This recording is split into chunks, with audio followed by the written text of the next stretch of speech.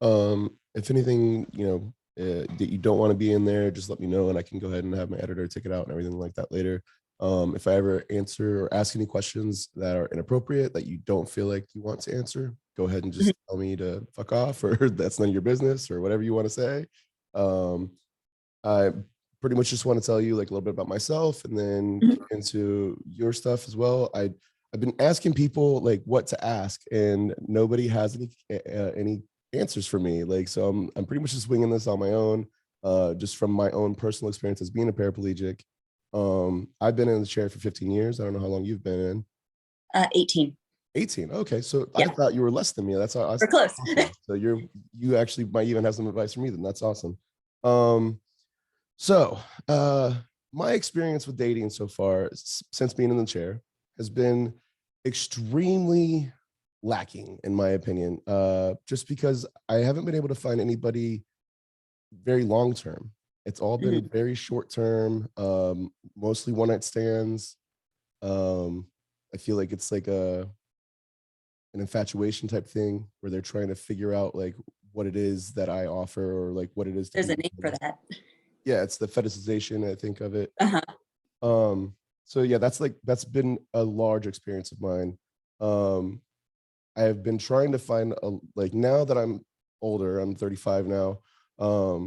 I've with my last girlfriend, I finally figured out like what I want in a relationship, which is really nice. Like I didn't really know that before. And I think that that's one part of dating advice that people really skip over. Like if you ask a guy or I mean, even a girl, if you ask them like, what are you looking for out of a relationship? And they go, I don't know, probably shouldn't fucking date them. Yeah. Like, cause I didn't know. And like, if like at the time, like I told them every one of them, like I want something casual. I just want something like where basically friends with benefit situation type thing. And that was pretty much all I could ever think of that I really wanted out of a relationship. But it's also because I personally didn't know that I could get along with females like that. I've done a lot of growth in the past, I don't know, 6 years, 7 years, because I started taking some psychedelics and that really started helping with my depression. And I was like a daily drinker, like literally every single night I would almost black out drunk every single night. I quit that and I started painting. And I also quit smoking cigarettes on a daily basis. And that was like a 20-year habit that I broke. So there's like a lot of growth that I've had since doing that. And like I do feel like maybe I didn't have empathy before. And now that I know what it is or how to have it, I do have it more. And I think that is a problem with guys. Like it's beaten out of them, especially in America. Like, you're not allowed to have feelings. If you're gonna have feelings, go, at least hide them at the very least. Don't ever let anybody see you cry and that kind of thing. And it's like being in the wheelchair that really helped me stop believing in those things, just because of the fact that like I just started going over like life and like the things that we do in it and like how silly they are. Like the cordial like, hey, how are you doing, to a stranger, and then like expecting them to answer anything with but good or whatever, just to brush it off and go on to the next thing. Like that's just silly stuff that we do that's unimportant. And like I feel like that came down with the dating stuff too, because it was like I don't like playing those games of like hey, if I like you, I'm gonna wait 3 days before I text you back so that I don't look too desperate or this, that. It's like all that kind of stuff. I feel like that went out the window for me because of the fact that I'm in a chair. I'm like, this is all nonsense. So I don't know how, like, do you relate to that in any way or? I would say, because I am very much so, that when it comes to women, I not particular in dating in my age group, because they're all still in that I just want something casual. It's like, well, I want a soulmate, so this isn't going to work. That's kind of how I see it. When I did try dating men, it didn't work out, because it would start with how's the weather into can you feel like intimate actions. Yeah, And it's that's like, a I very don't even quick know your last question. name yet. Yeah, that's a very quick question that happens for me too. That was another thing that I was going to ask you too. In my experience, when I do have a girlfriend, we'll go out in public and I will leave the table to go to the bathroom. And the second I leave, the people that we were hanging out with stop her and ask her, how's sex with him? Like, do you have that? Have you ever had any spouses tell you that that people do that to you, or not to you, but to them whenever you leave? I say it's easier for women who are paralyzed because that's not really the most popular question. Like, given that the anatomy is obviously very different, So that you think that they're kind of asking like, does my dick still work more than? yeah. Okay, that makes sense. Yeah. Makes a lot more sense. Meanwhile, whenever I get that question, it's primarily from men. It's usually the first date. And that's when I said, well, A, I'm not even interested in men anyway. So what's the point? And usually it won't be until a year that I know a girl who's even could be just a friend. And they'll go, I'm really sorry to ask this, but like it's been on my mind, but you don't have to answer it if you don't want to. It's Yeah, always that tiptoeing around. And it's like, trust me, there's no secrets here. But yeah. then I'll answer it. That's one thing that people don't really understand too, is like, we don't really have the luxury to not talk about these things. I Like, we think you're so could, conditioned but with then like, doctors. what kind of life is that, to like be angry every single time someone brings it up? Because it's all day every day. So Well, it's like, yeah, how are you gonna, like, it's either you can ignore it, I guess, but like I try to use it as a teaching moment. I don't know if you do, but like I'm I always just trying to always, teach. yeah, I'm always trying to teach people, exactly. And so but I just see other people with medical conditions get like so upset whenever they get talked about or talked to, and it's just like, man, not everybody knows about this stuff. Not everybody sees this. You are an outlier, so you kind of have to expect it to come with the territory. The thing that upsets me more than anything is whenever I'm out in public and people come up to me and go, "Oh, you're such an inspiration." I never understood that. I never understood that. It happens to you too, then. Thing. It Like, does for all the what? I time. just went to a I never bar. understood Like, I it. didn't do, like, I left the house. I'm an inspiration because I left the house because I was willing to go in public. Like, you realize how fucking weird that sounds to me? Well, don't get me wrong. I'm never outwardly or inwardly thinking of it as rude. It's just I don't understand, and they never can seem to explain it to me when I do ask. It's Oh, more see, just I've kind of never even saying asked. this. That's a good one, just to be like, how? How am I an inspiration? Like, ooh, that's good. Yeah, just I never become a even did that. 5-year-old child. Why? Nice. I never even thought of that. I've always just been like, yeah, okay, good, okay. Like try to Now I like just just ask them hurry why, along the and they keep the conversation so they conversation leave. going. Do you have the same conversation with every single person you meet? No, usually when people ask me why I'm in the wheelchair, it's either a troll online, and I'll just respond back with sarcasm because they don't deserve the The real energy of story. it, of being taught. Yeah. But when people do ask me why, I still crack jokes. I try to as well. Like I decided to go skydiving, but I forgot my parachute. When I went on a roller coaster, I wasn't paying attention, didn't lock the seatbelt, got chucked into a wall like a football. So I still respond with humor, but then if they're really serious, then I'll get into like why. Yeah.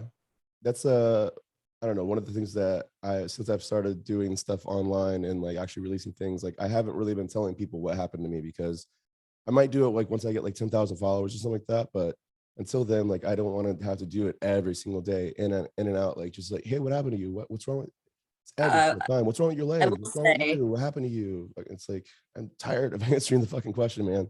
I really am. no matter even if you do post that video, you're still going to get the questions even more because Exactly. that happens every day. I'll probably get about 3,000 to 4,000 comments asking why I'm in a wheelchair, and I'll say, check my pinned video or check the YouTube video, and they'll go, well, that didn't explain it enough.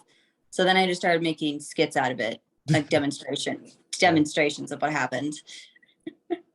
it's so bad. I never asked this. What is your level of injury? I'm a T12 incomplete.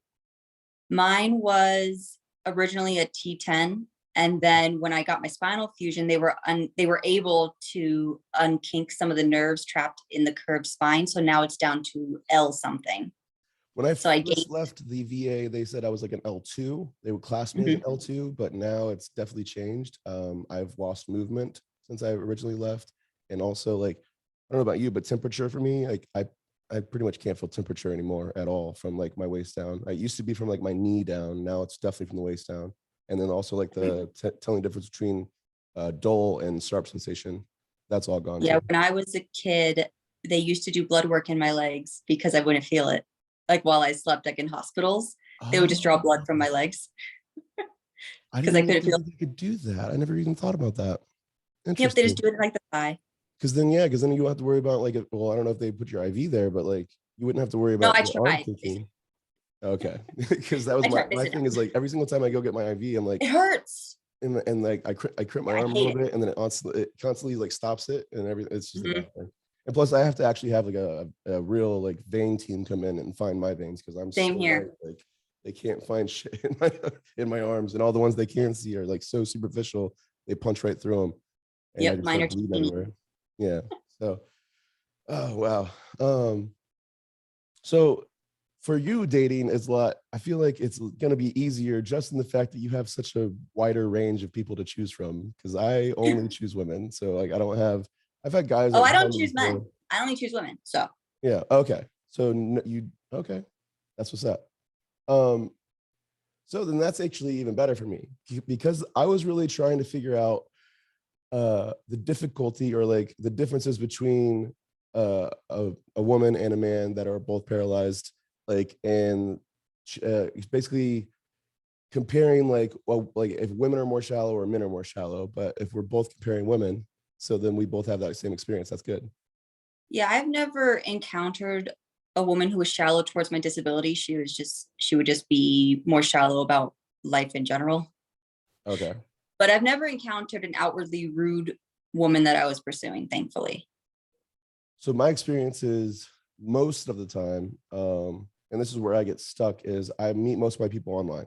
So I Same. try to go out in public and it doesn't really work out. I don't really have the same ability. Like people like literally like instantly look at me and like I've had girls like literally look at me and be like, ugh, like how dare you talk to me? And I'm just like, I can't do this. Like the rejection They're like, I'm dysphoria gonna is like cry. insane. Yeah, it hurts a lot.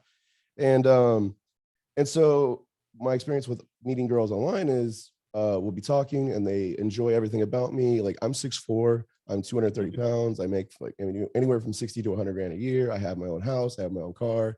I have my hobbies that I do. Like I'm generally like what girls say that they want out of a man, like as far as like the looks and everything goes. But the second that I tell them I'm in a wheelchair, they ghost me. Mm. I just never ever hear from them again. And it has to be that. And that's where I don't know what to do is, do you tell them before you meet that you're in a wheelchair or do you wait until they show up to see it? Mainly when the women that I encounter, they have already seen my social media because I'm not shy about showing, obviously, that I'm in a wheelchair. Okay. And I've been very lucky that none of them ever cared. I've had a few that went into the whole I want to be your caregiver thing when I am pretty much fully independent. Yeah. To where I say, no, it's okay, I've got it. And then that's kind of where some of them would get upset with me, is when they see that I have a car, I own a home, I run The full businesses. autonomy of yourself. Yeah, I'm in school and all that stuff. And then they kind of get upset that it's like, oh, she's not, she doesn't need someone to depend on. And see that I feel like whenever I tell them, it's like they fear that. I think it's I because a feel like lot they of fear straight like they have to women, take care of me. a lot of straight women have that stereotype ingrained in their minds that they want a man that can provide and protect, and they Protect, then yeah. see the wheelchair and they think, oh, they can't do that.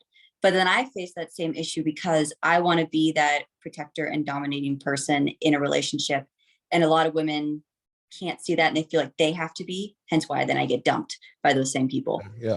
And it's like, you didn't give me a chance to show you. I don't even get the chance to show them that I won't be a burden or anything.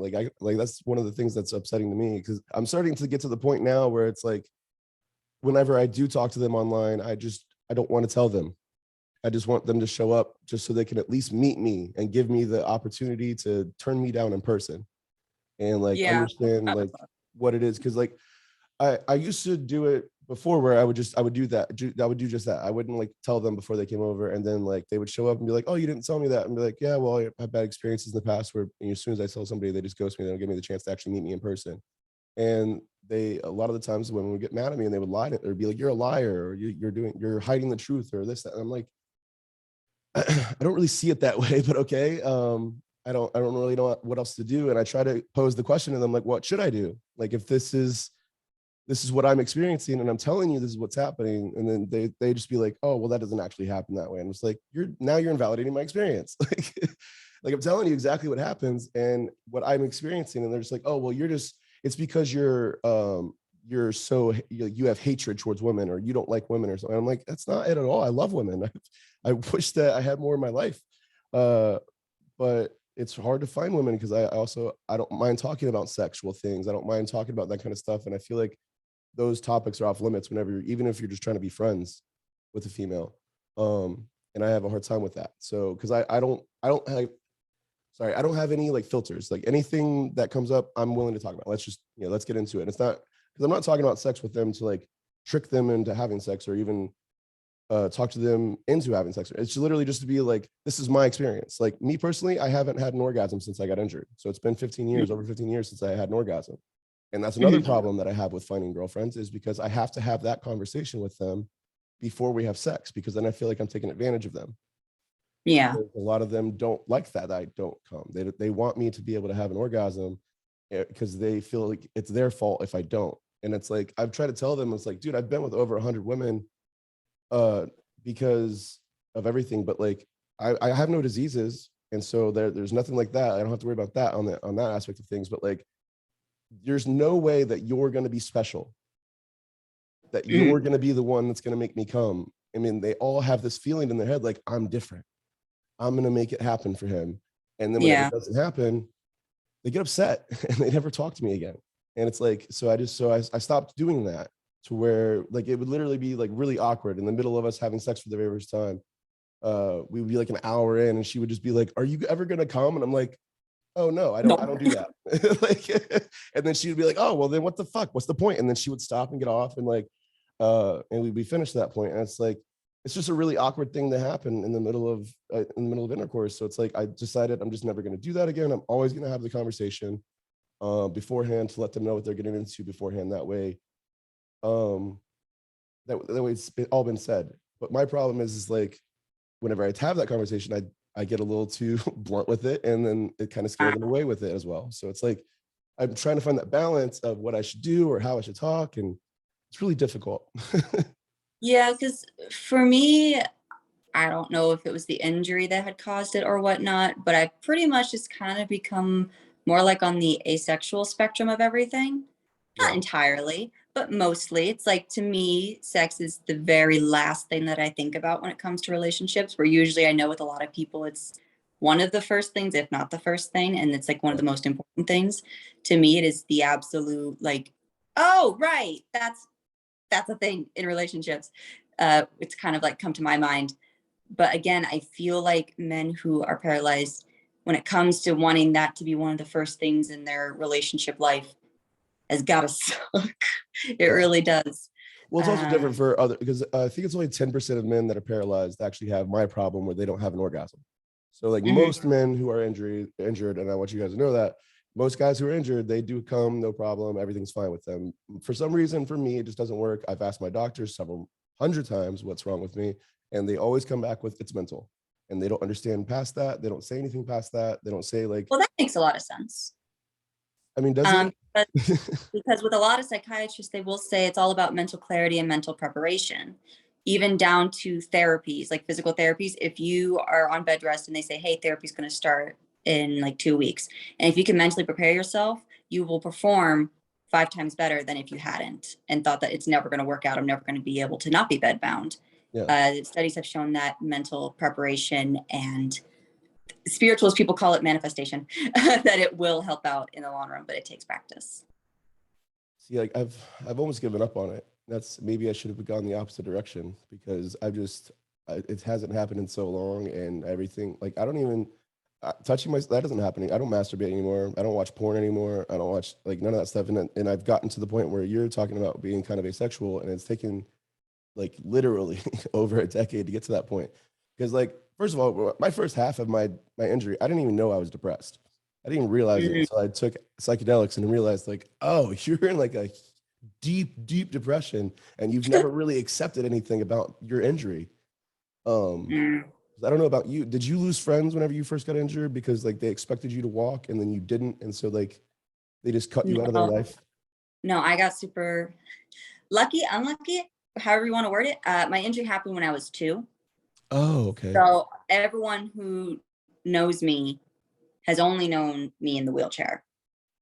So luckily I've never been bullied for it in school. I've never been bullied for it by family members because I'm adopted. So I was never bullied for the wheelchair. Although when bullying did start later, I kind of wished it was about the wheelchair because that I could handle. That's why But I thought you were going to be so much more inexperienced than me, is because you look so much younger than me. And so I thought, yeah. because I'm 35. And so I got injured when I was 20. And so it's like that 15 years is a totally different experience, obviously, than growing up with it your entire time. So you've gotten like, how many chairs have you gone through? Oh geez, I get a new wheelchair every 5 years. Okay. So I've been But when you were through. growing up, like was it like every year? Or did they just give No, you a chair that you like were really small yeah, for? they would give you a big chair and I grow into it. But I also had walking braces, so I was able to Okay. know what it felt like to stand up and walk around. I also had like a stander, which was just a stand-up wheelchair. So in case I was too tired to walk around in the braces, I could just roll around. I had a bike that was modified for me as a kid, so I was super lucky that I got to learn how to ride a bike Okay. in a special way. So I had a very normal childhood, I'd say, outside of not being able to play with my siblings and relatives like on the hill, which made me Of sad. course. Yeah. My dad said when I was younger, I would ask him, "Oh, well, when do I get to walk and go run and play with them?" And he said it was heartbreaking to tell a 5-year-old that like Yeah. it's not gonna happen, unfortunately. But yeah, I never pitied myself for being in the wheelchair because I was always raised with the mentality of someone out there has it 10 times worse than you. So try to be grateful for the things that you do have. Yeah. And that's how far I made it. Whenever I first got injured, sorry, I was in the VA when I got injured because I was 20 years old and I literally just graduated airborne school. And then 12 hours later, got into a motorcycle accident. Mm. And so I had to like end up going to the VA down in Tampa, and they had to call up my unit and like let them know that I wasn't going to show up and all this other stuff. So that was like a whole experience in and of itself. But I don't know if it's like better that you're injured so young versus not, because like I have a lot of those experiences where I'm like I'll be with my friends out at like a river, and we'll be like floating down the river, where we're camping out and stuff like that, and having a good time. But then I see people like climbing trees and jumping out of the trees and like like I used to do that stuff. Like that was stuff that I have done, and I know what that feels like, and I know all those experiences. So I miss them a lot. Sorry. So, anyways, like again, I don't know if it's better or worse that you were injured so young, so that you don't really know what those feelings are like. Because like I And feel like it's every now and then I think about it, but I never get upset about it. But I've also had a lot of friends who are daredevils and have helped me experience things that I never thought I would be able to. yeah, Like diving. I never thought I could because I was always scared. Oh my God, I'll break my legs. Never told my mother that. Going on different roller coasters because she would always be scared that I'd break the rod in my back. My friends snuck me onto roller coasters. They snuck me onto like Ferris wheels. yeah, that's awesome. I went like at high speeds, like 180 miles per hour in one of a friend's car because we live out in a rural area, which was a lot of fun. Never thought I experienced that. So I got to experience some things, other things I know I never will. So I've just accepted it. Yeah, that's what I'm saying. Like I look on those experiences and I'm like, oh, I miss it, and it's like you're like, I wish I could do that, but I don't. You don't really know what it's like, so it's like I don't know. I feel like I would rather be in your situation where it's like where I don't really know what that's like, so I don't know what I'm missing out on, because like Mhm. knowing it's like, oh, like I really want to do that, and like I'll literally be floating down that river and I'll just start crying, and my friends just look at me like, what the fuck, and I was like, I just want to do things, man. Like you don't get it. Well, Like, here's what not you need to anymore. get a guy that is super, super buff. Because I used to have a friend, she was super buff and super strong, and she Yeah. would backpack me and carry me anywhere. You need to get a guy, take you up to that hill, and jump together. That's what you need to do. There's a lot of stuff And that you I've can still actually been looking say, at too. screw Like you, disability. I did it. there's a lot of things I've been looking at. Like there's this parachuting thing where you put like a little fan blade basically on your back, like and then you can like go paragliding like that.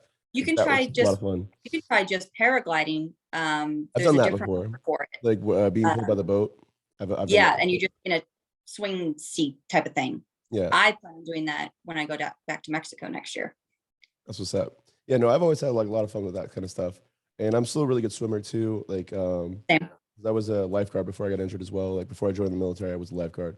So like I have really good swimming, and so I'm even better than most people that are fully able-bodied, like Same. generally. So it's pretty fun. That's where one of the places that I feel like more normal You're is free. whenever I'm in the water with people. Yeah, it's a lot more fun for me. Um, that's awesome, man. Do you live in America? Yes, I live in the United States. How did you get all of your medical equipment, if you don't mind me asking? It kind of just started out with just like Medicaid, and also my state kind of saying, oh, sorry that you were crippled in our state. So they helped out as much as they could. Okay. So right now I'm very fortunate, but I do believe I will be losing all of it soon because I got a major film role back in 2020, 2021. And once you make a certain sum of money in my state, you Oh, they lose take it every all single away. benefit. Even though it was only a one-time payment, they assume it's like a monthly forever thing, and it's not. So that's unfortunate. And I've been Yeah. stressing out about that. This is something that a lot of people don't realize. This is the reason why I asked you, is because I was in the military when I got injured, and because I wasn't doing anything wrong as my injury happened, they take care of me. Mhm. So I literally get paid from the government every single month, and Yeah. um, that's never ever going to go away. That's the reason why I'm able to have my own house that I live in alone, that I don't have a caretaker for, and like everything else. Like if I didn't have this, I'd be living with my mother, and I don't even know how I would afford a wheelchair because they're like $5,000 each. Yeah, they're not cheap. I think people think, oh, you just take a chair and you slap some wheels on it. Yeah, No. and that's just a manual chair. That's not even including if I eventually blow my rotator cuffs and have to go into an electric chair. Then you're talking 20 grand for a wheelchair. So a lot of people don't realize this stuff, and a lot of people don't realize that we don't offer help in America. Like the No. healthcare system here is so shit that exactly what she's saying is she got a one-time payment, and now all of a sudden, all that money, all the help that she was getting is all gone. And that's what happens with Social Security. If you get a job while you're getting Social Security disability, if you make over X amount of dollars federally, Yep. you automatically lose that money. So in order for me to go get a job, I need to be making at least $50,000 to $60,000 a year from that job in order to offset the amount of money that I lose, because I automatically lose 10 G's a year. Mm. So like if I go work for a place and only make $12,000, I'm literally working all that time for fucking 2 grand for the whole year. That's all I would technically be getting. So again, like I would have It's to. like, what's the point? Exactly. There is no point. So it's literally, you're discouraging us from working and becoming like good members of society, or productive members of society, because you're afraid that we're going to take advantage of something that, like, there's such a small percentage of people that are even available to get it. Like, and then you're worried about them taking advantage of it on top. It's so ridiculous. Like, I don't know if you had to do this yourself, but whenever Trump was in office, I had to go back to Social Security disability to tell them I'm still disabled. I had to do that. I don't remember what it was for, but it was during his administration. I had He to go in forced and it. prove that I He couldn't told walk. everybody that was disabled that they had to come in, even though they normally get checked every 6 years or something like that. If you, it didn't matter. Like he was just like, you have to get That checked was in. my first time ever, and I was so confused. And I came in, and they looked at me and went, "Why are you here?" Yeah, and that's They exactly took what one look at my bird legs and said, "Have a nice day." yeah. It's like, dude, like, did they cure paraplegia that I I'm not wish. aware of? Because I'm pretty sure I'm in this for the rest of my fucking life. Like, there's Yeah. nothing changing that unless I die or they cure paraplegia. I'm getting this shit for the rest of my life. So, yeah, they don't ever understand that kind of stuff, and it's really kind of scary that people don't realize this stuff. But I don't know, they don't really think about it because it's not like a daily part of their lives. Like I've had tons of my friends who just, I'll go out with them, and I'd never thought about that. I never thought about where I needed to park in order for you to get Mhm. in and out of your vehicle successfully, like without somebody else messing that up for you. Because that happens all the time where they'll be driving me because I don't have my hand control. I haven't had my hand controls in my car for like a year and a half, 2 years, and so they'll drive me into a lot of places, and then like I have to get out of the passenger seat, but they have to make sure that they always leave me enough room in case Yep. somebody pulls up, or if they're pulling up to it, like they have to make sure on all that kind of stuff. And they just, a lot of my friends are like really good with it now, but again, it took years and years and years. Like literally, like we would pull up to the shop and they would get out and start walking towards the shop, and I'm like, And you're like, hey, you "Hello?" got hello. So, but they're really good sports about it. But I definitely do need better friends, like you're talking about. Like, I want those guys that can take me up to the fucking the hill and all that stuff, because I'm 6'4" and like 230, so it's not that easy for me. I'm pretty pretty big, and it's like 230 pounds of dead When weight you whenever people have lift to me. good enough friends, that To make doesn't it matter. happen. I know. Make it That's the happen. problem. I have such a problem. Even that's aside from dating, just meeting decent people who aren't here to take advantage of me. That's like it's been almost impossible for me, man. Like I don't know. I live in Florida, so I don't know like what part of the states you live in to where it's Midwest. okay. So people are. I You live feel in like people are Florida? Enough so said. much nicer. People are so much nicer out there.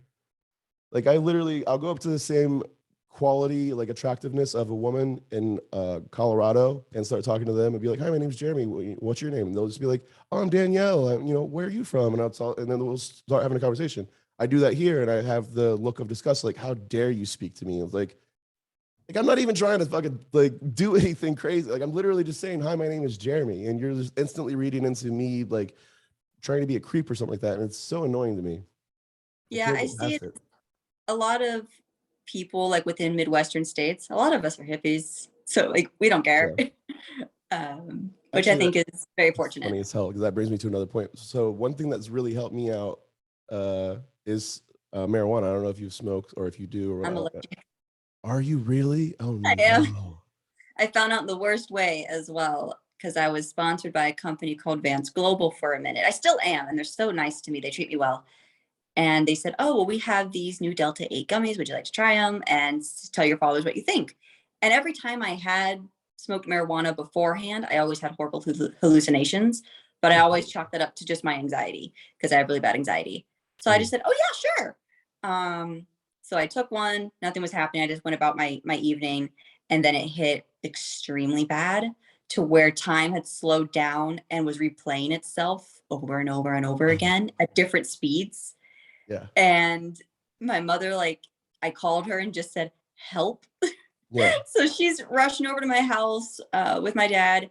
And the next morning, she told me that the only reason she didn't call 911 was because she forgot my home address. But then I got tested later, and they said, "Yeah, you are like really allergic to THC." Yeah. So that's how That's I found out. crazy. So So that for doesn't help me me, I had a way different experience. I was able to quit 13 medications that they had me on because of it. because I was able to just smoke pot.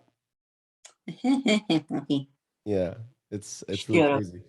They that's and honestly, whenever I go to do my annual checkups and stuff at the VA, they're always like, "You're so healthy, like compared to like other people who've been in wheelchairs for 15 years, like you're Yeah, so much better than they are." And I'm like, "It's because I don't take your fucking pills, man. Like you literally had me on pills to counteract side effects of other pills you had me on."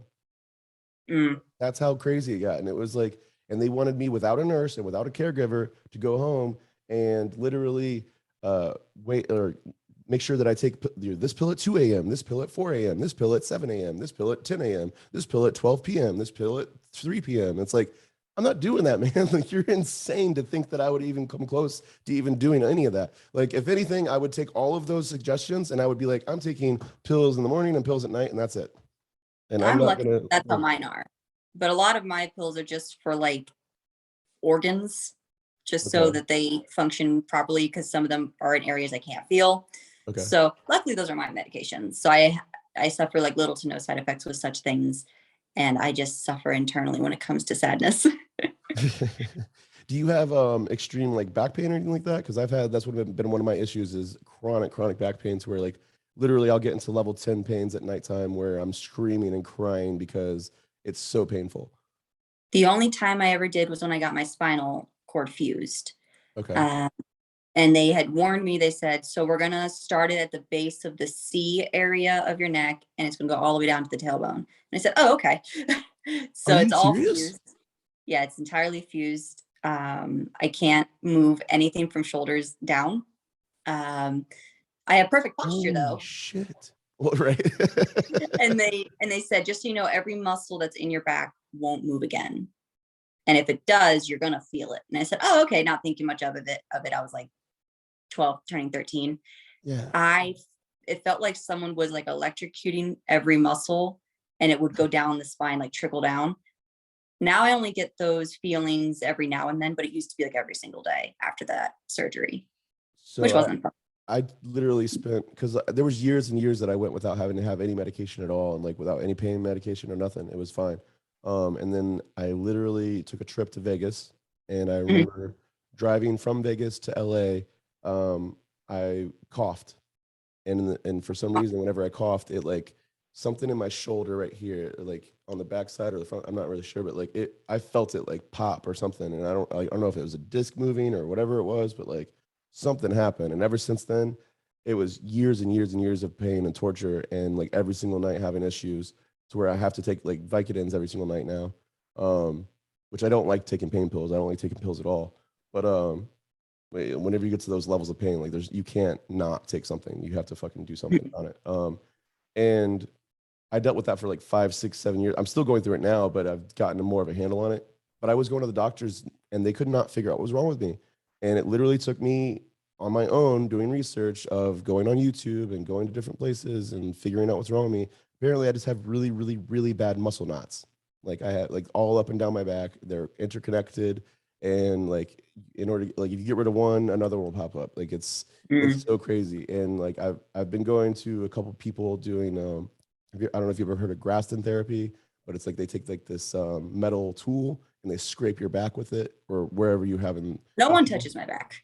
Oh, okay. Ever since the spinal fusion, no one touches it. I freak out because it's like if your hand falls asleep, or if you ever felt when your That leg would numb fall asleep, feeling. Yeah, yeah. that's how my back feels. And Okay, it's the yeah. worst. I have a really big spot like right around here. That's like exactly what you're saying. It's like that Mhm. numb, and it hurts if you touch it, and it's like, yeah, Like, don't touch me. yeah, yeah, yeah. Um, Have so you ever yeah, gotten the muscle where your shoulder blade is? I think it'd technically be in front of it, lodged around the bone. I That don't happens think to me. so.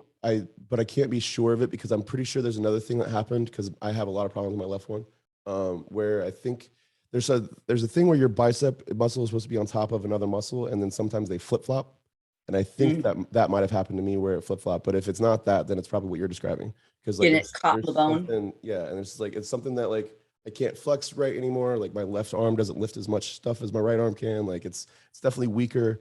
But I've had so many issues with it. It's been crazy. Like the one thing that if I could go back in time and tell my younger self, it would be like, go to yoga, go stretch yourself every day, like have somebody stretch you, get in your standing frame that was provided to you every single day.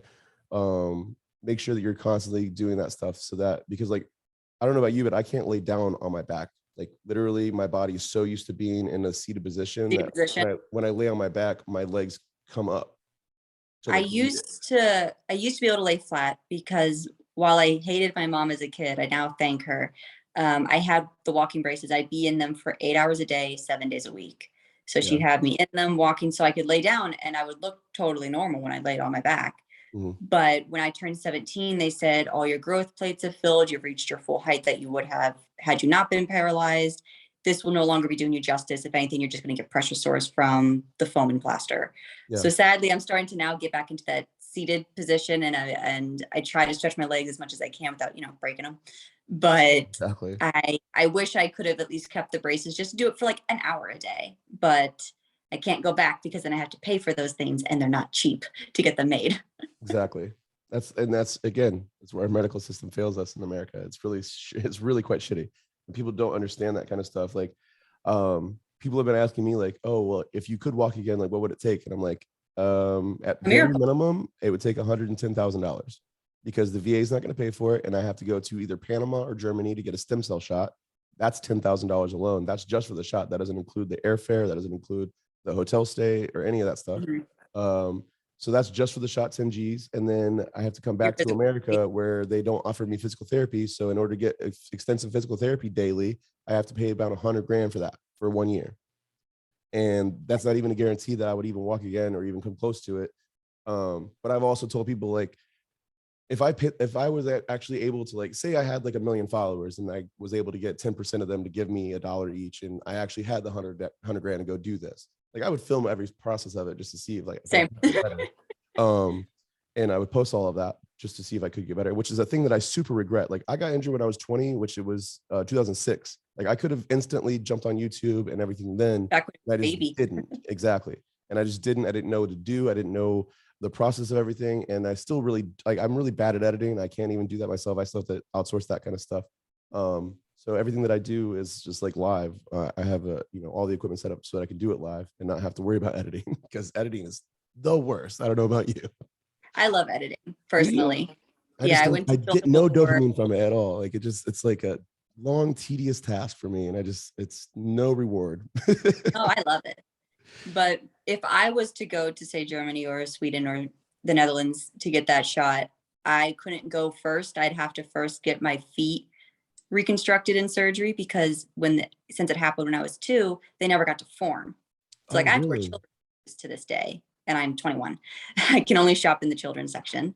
I'd have to get muscle like injections just so my legs will know what to do because they haven't done anything in 18 years. Yeah. I'd have to get that therapy just to get muscle tone enough so that when I got back from that shot, that would cost 10 grand.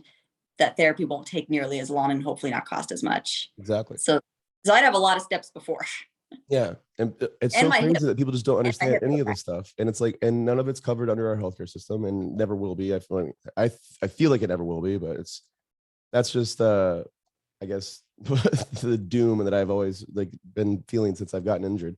I don't understand. If I was not in the VA, I'm telling you, my whole life would have been so much different. And I can't even fathom like having this injury without that help that I get from the government. Like it Well, it's just, like a lot of doctors told me because my hip popped out of socket when I was 6. My sister did it was by accident, yeah. total accident. And they said, well, there's no point because it's not life threatening. And if you want to get it put back in place, insurance most likely won't cover it. And it takes a long time for paraplegic bones to reset if they set at all. So it could just pop right back out. So I sit wonky ever since then. Oh my God, dude. See, that's So I don't know. How much faith in the medical system did you lose whenever, well, I guess you never really had someone in it before. Like I used to look up to doctors a lot, like really look up to them. Like they were like, better than human almost. And then being injured, I lost all of that. I would Like, say my faith wavered when they accidentally melted a hole in my back. fucking, When I was after that spinal fusion, I would say my faith kind of went, but I didn't lose it. But that took about 1.5 years to close back up and skin grafts and all that fun stuff, wound vacs. It was a mess. But I say my faith in the government failed when they informed me about the job and losing all that medical stuff. Because all my doctors have been great. All my specialists treated me great throughout the years, except that one time. yeah. I've had pretty good doctors for the most part. Whenever my very first spinal surgery, which happened like literally like hours after I got injured, was at ORMC in Florida in Orlando. And then they literally the very next morning came in and grabbed me out of that bed and were like, "You're doing physical therapy right now." And I was like, Already? are you fucking joking? Like you guys could have told me this yesterday or something like that. So like you're saying, mentally prepare for it. But I was just like, I can't even move. Like whenever I first got injured, it was crazy for me because the nerves in my legs, and they didn't believe me. This is the other problem that was really annoying to me, that this is where I started losing faith in them instantly, was when I first got injured, they put TED hose on my legs. I don't know if you know what those are, but they're like to help with your circulation and everything. Yeah. So they put those on my legs, and literally I would have the nurse come in to give me a sponge bath, and I'm 20 years old getting a sponge bath from a cute woman, and I'm literally crying the entire time because when she pulled the TED hose off of my legs, it literally felt like it was lined with thousands upon thousands of razor blades, and that she was ripping the flesh off of my bone. And I tell them that I can feel this, and they're like, "Those are just ghost pains." I look up the ghost, like what ghost pains are. Ghost pains only happens for fucking amputees. It doesn't happen for people that are actually still have their fucking limbs. So when I tell you that I feel this, listen to me and understand what I'm saying to you, because they looked at me like I was a drug addict trying to get painkillers from them. And that, like, instantly. I'd say just move out of Florida because it sounds like your problem is Florida, because I've never had that problem where I live. That's another thing that I've always thought of. I don't understand how disabled people It's don't live in cheaper Florida. up in the Midwest. But The there's people snow are and there's nicer. hills and there's so much crazy things. Like there's no snow here. There's no hills. Like the coldest it gets is like 40. Like it's okay. beautiful. Well, yeah, sure. I'm looking at 3 feet of snow right now out my window. However, my driveway is shoveled and I can get out. That's good. But I even like looked at, so another TikToker that I was looking at, she has an electric wheelchair and she's in snow, and it was like a small, tiny little hill to get from her, like where she was on the sidewalk, all the way up to the like the restaurant or whatever she was getting, so she could get the food, so she could like deliver it to her friends. And she's like trying to go up there, and you just see the tires start spinning. Like they started collecting snow almost instantly, and then like as soon as the snow would hit the other, they would automatically start spinning out. So it's like I don't she has trust her power. boyfriend or whoever's with her literally had to push her up that hill, and it's like between her and how much that electric wheelchair weighs, that's like 400 or 500 pounds that he's by himself pushing up like not very steep, but like it was still like maybe like that. Like Yeah. it's just I was like, I can't do that. I can't even imagine having to have to do that. Like, or even have to ask somebody to rely on them to like do a thing for me. Like I can't, it's so much. No, that's when I just pop a wheelie over the curb Yeah. I and do say that a screw. lot. I love doing that. That was the very first thing they taught me in the VA. It was, hey, Papa Willie, you got to go over the curbs. I took my wheelie bars off so fast. Like I took them off while I My was still sister in the did that too. hospital. She took off hers. Yeah. I hate them. They're so annoying. I Um, like it because I get reckless. do you, have you fallen a lot? No, but I've gotten pretty close. I think I've only fallen out of my wheelchair twice in my life. Really? So I'm lucky. I did that But I like really, in a month because yeah, but I I'm would just get really drunk every scared. single night, and I would literally be so drunk that I would fall out of my chair. Oh, So jeez. yeah, it was a lot. I learned how to protect my head very quickly.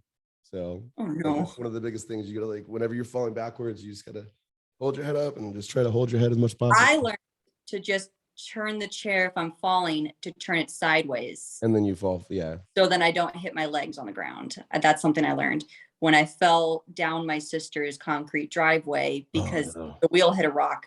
I learned to twist really hard so that the chair went sideways and then grab my legs instead of my head. Yeah. This is actually one thing that I wanted to know. Because I have a hard time like getting a towel around me.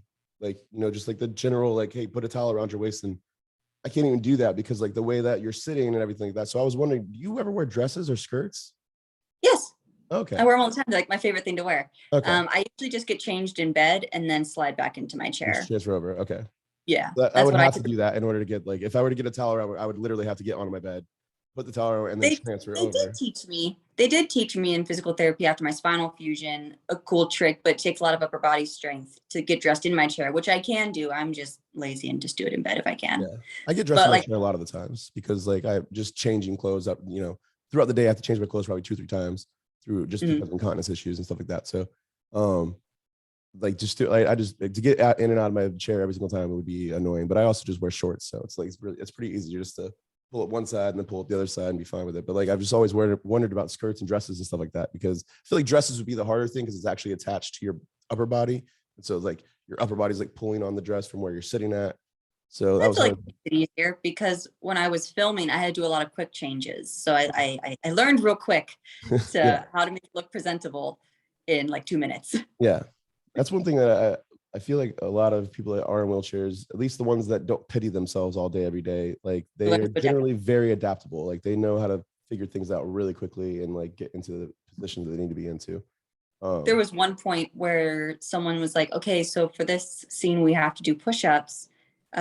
Lita, what do you want to do? And I said, push-ups. Yeah. Let me do it. And they said, can you? I said, I've been doing these since I was 5.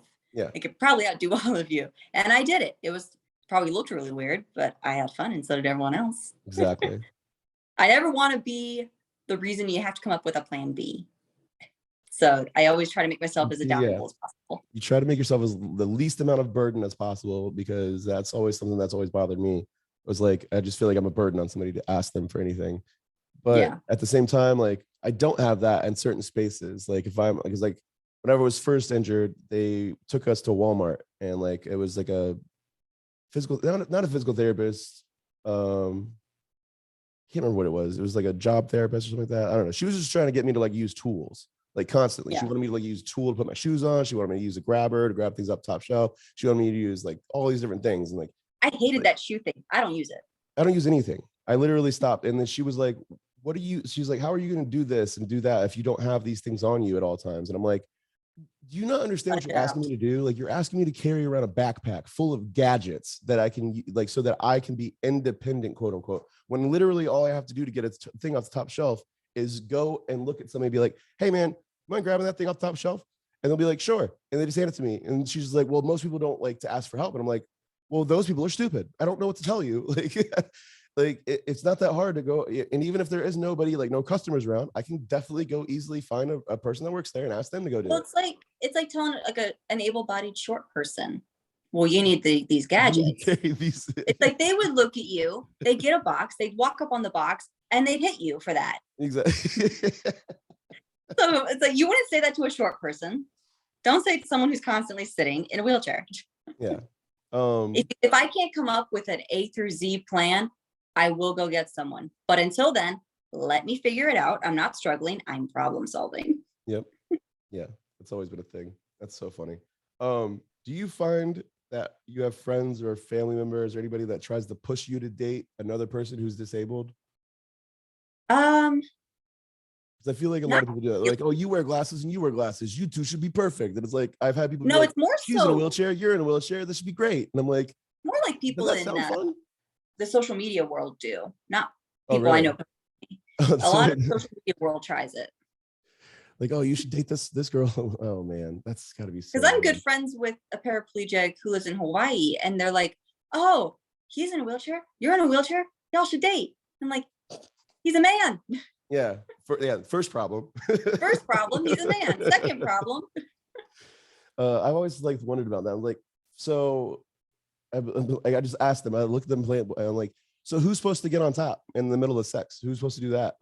And they're just like, oh, I never really thought of that. And I'm like, yeah. Like, no, you don't think. Like it really kind of works only if you have like a fully able person and a non-fully able person. Like it doesn't really work if you have. And also, there'd just be a really big struggle, and you'd be constantly stressing over financial things with medical issues. And I feel like that's such a horrible burden on both hearts that doesn't need to be there. That's where I'm really lucky. The VA takes care of every medical condition that I ever have. So like, but say you date someone who doesn't have those benefits. They fixed it. Like it's but imagine dating another paraplegic who doesn't have such benefits. It's very sad. Exactly. That's why I couldn't even imagine living as that person, let alone even dating them. Like it would be what you're saying. Exactly. It would be nonstop financial burdens. Mm-hmm. Just how are we going to figure this out? And what charity can we call this time that might be able to help us out? And then go through that whole process. And it's like, this isn't the way to live, man. Like, I don't like, did you know that in Germany, if we were to like, I don't know how it works on the female side of things, but if I were to move to Germany and become a citizen, which doesn't take that long, and if I can prove that I have everything that I have that doesn't quit, that will keep coming. They will just approve me as a citizen almost instantly. And then they pay prostitutes to go to school to learn how to have sex with people with disabilities. And on top of that, they would give me a stipend check so that I can pay said prostitute who has been trained to deal with disabilities to have sex with me. Because sex is a physical need, and they feel like it's really cruel and unusual that people who are disabled don't automatically get that. So this is their way around that. Right. No, I don't. I've never looked that up, and I look up a lot of things. Really crazy though, right? Like imagine if that was the kind of like aspect of things that they like, because not only do they have free healthcare there, but they go above and beyond for their people that are in wheelchairs, I feel like. Germany is something else, right? As a whole, Germany, from their language to their history to their social things, there's something else. Yeah, definitely. I've like as soon as I found that information, I was like, I am living in the wrong fucking country, man. Like, because it's colder in Germany.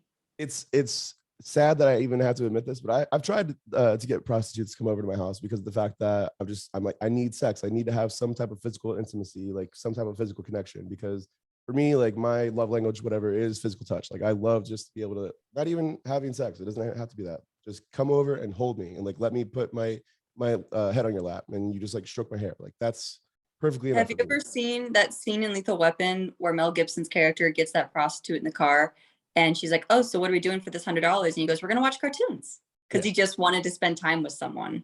Yeah. So yeah, my love language is physical touch. And I've literally had prostitutes who I've already agreed to pay them $300 to come over for an hour of their time, ghost me because of the fact that I told them I'm in a wheelchair and they don't think that they can handle it or whatever. And so it's like, and I've had that happen multiple times where it's like, I'm even trying to pay a woman to come over and I can't even get that to happen. So it's like, it really starts to fuck with your ego and your self-esteem and shit like that. Whenever like somebody, it's literally their profession to do this thing, you can't even get them to come over and do it. Yeah, for women, it's a lot different when being paralyzed, to where you get a lot of men that fetishize it so much, towards like, I don't want anyone in my DMs. I don't want anyone Yeah, coming I'm over here over. begging for it, basically. Like, please hit Or me I'm up. just, well, to me, it's just like, I don't like that. It's icky. Don't come near me. Yeah. Like, it's so hard to even realize it from a woman though, because like if she's only interested in like the one night stand part, like whenever I'm talking to them, it seems like we're connecting and we're having a good time and we're doing all, and then we have sex and then they just never talk to me again. So it's like, and I know it's not because like we didn't have a good time, like we both had a really good time, and because I don't have an orgasm, literally every single time I have sex with a girl, the whole point is for me to make her come, like as many times as I possibly can, before she tells me to have to stop. And that's why I like girls with multiple O's, but that's a whole other story. But it's just, I don't know, it's always been really crazy to me, like whenever that happens, because I'm just like, what is it like, how is that something that you're interested in? Like what is that thing in your brain that's like, I have to try this one thing out one time just to see what it is? I have no idea. And I can't recognize it beforehand. Like I said, it seems like we're getting along. It seems like we're going to go on to the next phase of that thing, of that relationship, and then they just ghost me afterwards. Again, I think you're just in the wrong state. Yeah, I've always thought Honestly. this. I've honestly really thought this. I've thought this a lot. Like not only the wrong state, but I'm kind of maybe in the wrong country. Like maybe I should go to Canada or Switzerland or Finland or something like that. Well, because like I've met a lot of great people, except I'd say in it. Sorry, that's my dog. I would say in a state such as Florida, where a lot of people are judgy. Yeah. Unfortunately. Hi, baby girl. What do you want? Leave me alone. I don't know, man. I've had really bad experiences with like religious right people. I don't know if you have had that. Don't get started on them. I've literally been told that I should be experimented on until I die by them, or that I should have never. They shouldn't have saved me. They should have just let me die, like those type of things, like nonstop. And it's like, so I try to like avoid those type of people, and I feel like the Midwest is full of them, even though Florida is also a red state, and I do have to deal with a lot of those people still here.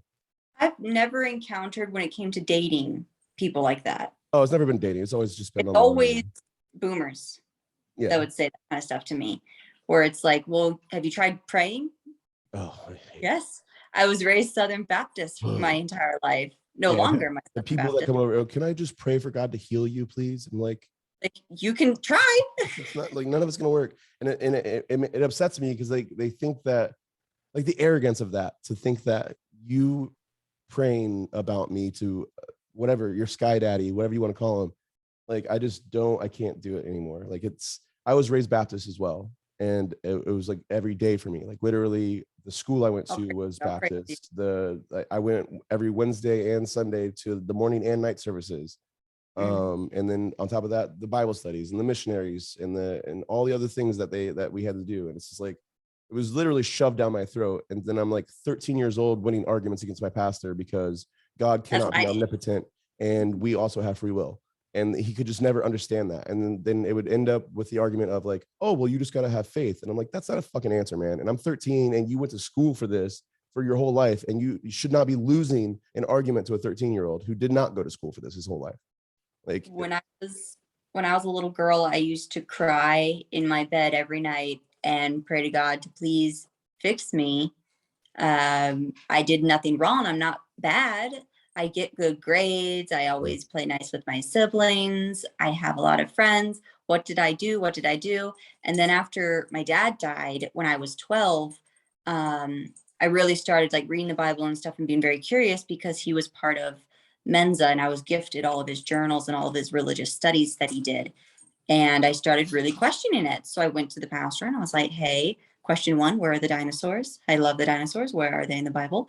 And then I started asking, like in Leviticus and Deuteronomy, it says, any of mankind who are lame, who cannot walk, shall not enter the house of the Lord. Yeah. And so to get a pastor to be like, no, you'll go to heaven. No, of course. He told me and my sister, who's also paralyzed due to childhood trauma, have you tried forgiving the men who did this?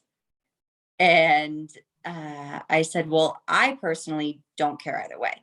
I have no ill will towards the man who did this to me. My sister, on the other hand, in the most polite way I can say it, told him to kick rocks.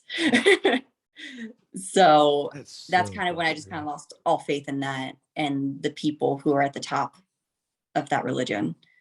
It's so frustrating. Like I literally look at I don't know about all religion, but like definitely Southern Baptists specifically, they are very just using the Bible as a control mechanism to control women and everything else. And it's just like my mom, my mom's always been a badass. Like she's like owned her own business almost since I was like, I don't know, 7, 8, maybe 10 tops. But like she's owned her own business. She's like done her own thing. She's a dog groomer. She's like always, been able to provide for herself. But she wore pants to work. Mhm. And because of that, everybody at the church looked down upon her because she didn't wear dresses every day. And it says in the Bible that you're not a woman's not supposed to wear the same clothes as a man and blah, blah, blah, blah. It's like, those are women's jeans, right? So those aren't technically the same thing. Just because they're both pants doesn't mean shit. You guys both used to fucking wear robes in the fucking day. So get over yourself. Like, I just never understood any of it and like why they constantly were trying to control people and especially women. And I was just like, I looked up to my mom too much for them to bash her like that or to treat her the way they did. And it was just like, that's where I really started losing faith in all of it. And it was just like, that's when I started going through and like really questioning things. So that was one thing that was always funny to me was a sentence I heard was, if you show me an atheist, I'll show you a person who read the Bible all the way through. I've read it cover to cover numerous times. Me too. I have a modern day Bible, and then at an antique shop, I managed to find a 1927 published one. Wow. So I've made as many annotations as like filled to the brim. And my mother keeps saying, she goes, I would love you to have a chat with our pastor now. And I'm like, do you really want to? Because I don't want to get you banned because I no longer go. Exactly. But I don't want to get the family name banned. That's hilarious. Yeah, because that's exactly what would happen.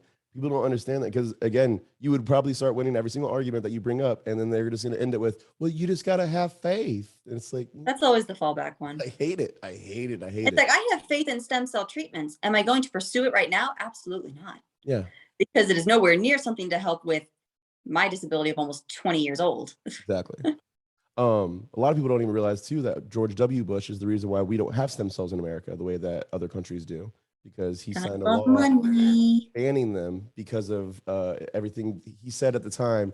All of the stem cells come from fetuses, and so he didn't want to encourage people to abort their fetuses in order to donate to this program or whatever. And so that on religious grounds vetoed a bill that would have given us all. But then they realized that stem cells come from your own body. Yeah. So it cannot reject itself because my body will. But that law's still in place. They still don't have that shit passed. And that's the reason why, like, we have to go. If we were to go, we have to go to Panama or Germany to get those shots, is because or the ones they have here. Yeah, exactly. Or because the ones they have here aren't for that. Like, they're not full strength. They're not anything close to that. They're more for people who have like sore muscles and like they want to just like have their muscles or like torn ligament to help rebuild it. Exactly. And like we're like over here, like we need our spinal cord to like grow a little bit more. Like well, mine is more so all the nerves around the injury are dead. Like they're snapped in half, fried, you name it. They're no longer connected, they're severed. Okay. So I would have to use the stem cells because it can regrow the cells and the nervous system. And that's what needs to be done around my spinal cord. Yeah. Because my spine's fine now. It's perfectly fine. It's just all those nerves aren't connected. Yeah, man. It's so crazy. Like, you never really think about this stuff until it actually happens to you. Like, most people don't realize if the spine wasn't there and it was just the spinal cord, I could throw a penny at your spinal cord and paralyze you. Mm-hmm. Like, just from the impact from the penny hitting it. Like, just, and it doesn't have to sever it. Like, it can just bruise it. If it bruises it, you're paralyzed for 6 months. And that bruising it is great because then you have the experience, but then you get out of it in 6 months, 7 months, whatever. But yeah, but it's just like, it's so crazy. I would never wish any of this on my worst enemy. Like, it's one of the hardest things I've ever had to deal with, but I'm also very grateful that I've gone through it. Like, there's so many, I don't know how you feel about it. Like, I have like all these emotions that when it comes to it, because it's like, I am grateful, but I'm also not. Because like I was 20 and in the military, and I was just about to go over to Iraq and Afghanistan and kill people for oil. And I didn't know it at the time. I thought I was going over there to fight for freedom. Freedom. But like if I had come back home after killing people and done the psychedelics like I have, I might have fucking killed myself. Oh yeah, you would have And been I don't know seen. if I could have dealt with that. Like mentally, emotionally, I don't think I could have dealt with that at all. Like, no way, no fucking way. And it's like, especially knowing what I know now as to why we went and to what the whole reason for war is and why we always stay and what we do to other countries with the CIA and like all these different things where it's like, I definitely wasn't on the good team in my opinion You're anymore. like, Like, I'll stay home. yeah. So, there was a lot of things like psychedelics really helped me understand because I used to have like this thing where I did lose friends that they expected me to walk again. And they thought that I didn't put in enough effort to walk again. And therefore it was my fault that I didn't walk, not just, the universe being like, it's not going to happen for you, buddy. Because they would, I don't know if you know this, but Jet Li was paralyzed. And Mhm. while he was paralyzed, like literally in the hospital, wrote his whole book on martial arts. And then he trained himself and he came back better and faster and stronger than ever. And it's like, okay, that works for some people. That didn't work for me. I really felt like they put like this pressure on me that the world would never take me seriously or want to hear from me or talk to me unless I did walk again, because I'm not a success story unless that happens. And so I had this whole thing whenever I was on acid, basically saying like, oh, that's not important. Like none of that matters. Just the fact that you're a happy person or can be a happy person in a wheelchair, that should be enough to inspire people. Like in order for them to take you seriously, it shouldn't have to take you walking again in order for any person or any thing in society to take you seriously or to treat you a certain way, basically. I would say the only place I've seen struggle with my disability has not been with friends because none of my friends ever saw it as an issue. I would say it's with Hollywood right now because they won't even glance my way for an audition unless it's specifically for a wheelchair role, and those don't come very often. Yeah. So if I see an audition that's sent to me and it doesn't say looking for wheelchair actors, I already know that my agents like don't expect any type of answer whatsoever, Yeah. because they don't want me unless it was already pre-written right now. So that's what I want to change. But even I would then, say. like that's the fucked up part is like Training Day. Snoop Dogg was a fucking paraplegic in that movie. It's like, are you serious? Like, come on, guys. Like the You one can fucking always tell. time that there was a role available for somebody in a wheelchair and you guys gave it away to some other dude.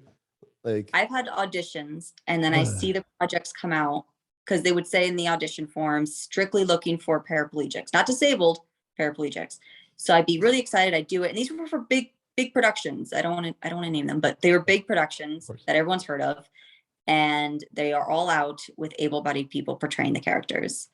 I don't know who decided to change things. I know for one of the projects, it kind of had a good reason because they wrote it to fit that they needed someone able-bodied. yeah. But for the other ones, I had no idea why they did what they did. Yeah. What did you think about the movie Avatar? I thought it was fine because they made it work with needing the avatar versions of themselves be able-bodied. So I'm like, okay. Well, I yeah, I kinda wasn't get talking it. about like the casting of it. I was just that was one of the times that I felt seen as far as being a paraplegic or just being disabled in general. Was there was a movie about a guy who was disabled, and it was like, and that was like his whole thing was that he got to be in the tank and actually fucking walk again and run again and shit like that. Like I was crying during those points. For me, That it would was be more like an like, amazing experience. I feel like, but like I would for love to me, experience it. it was more so whenever I watch movies where someone's playing a part in a wheelchair and you can specifically tell because their legs are way too perfect, they're sitting Yeah. way too fine, they don't know how to push the wheelchair to begin with and make it look natural. Yep. That's when I get angry. I'm like, you couldn't, as an actor, have taken the time to do a little bit of Googling, maybe watch a YouTube video or two. Yeah. If you're Even going to talk to have a this person that's part, paralyzed, like it's very easy to talk to a person that's paralyzed. Go to the VA. There's hundreds of them. like I've seen a lot of big name actors do a lot of research for playing different parts, whether it's playing a soldier, like what did you go through, or someone who's blind or deaf. They did a lot of research, but then you see people in wheelchairs, they seem to think that that's the easiest to portray, Yeah, when we are going to absolutely. point out that there are a lot of flaws that we see. Yeah. And the way they transfer everything, like there's so many different things. Or when they, like in a horror movie, if they're getting away, why are you crawling on your stomach? Sit up and hop. Yeah. Sure, you look a little stupid, but you're going to get away faster. I think Yeah, that there's was one of the things like Child's that. Play films. Yeah. She was paralyzed and she's crawling around on her stomach. I said, sit up. Yeah. Scratching your knees, legs up, and everything like that too. 'Cause that's No, another thing sit about up and like hop. because like I've had times where I had my wheelchair put into the back of my car, and then I drove home alone, and then I was like, Get oh, out. there's no one here. Fuck. And so I would have to get out of my car, literally lower myself onto the ground. And I'm in a SUV, so it's not like I'm in a car and I can just like scoot. I literally had to like lower myself out of my vehicle onto the ground, and then scoot myself over, like butt cheek by butt cheek, basically, Yep. until I get there. And then I have to open the back gate up and then pull my chair out. That's another bitch in and of itself. And then getting into the chair, that's one of the hardest things. Like now, especially when I was first doing it, it was pretty easy. But like going from floor to chair, that floor to chair transfer is like really fucking difficult, man. Like unless you have like another chair to put yourself, like to put your one arm on so you can lift yourself higher than that thing. Oh, Just I going, use my brakes to do that. oh, Yeah, I lock my brakes and then I use those as the final hoist onto the chair when I get out of the pool. interesting. Yeah, I do. Yeah, man. There's so many different things. Like going up and down. Have you had to go up and downstairs? Like, or is that like with that? Luckily, my house now, it's a 1-story, but when I was a kid, I was raised in a really, really old 3-story home. And I never had to go over downstairs because my bedroom was on the main floor.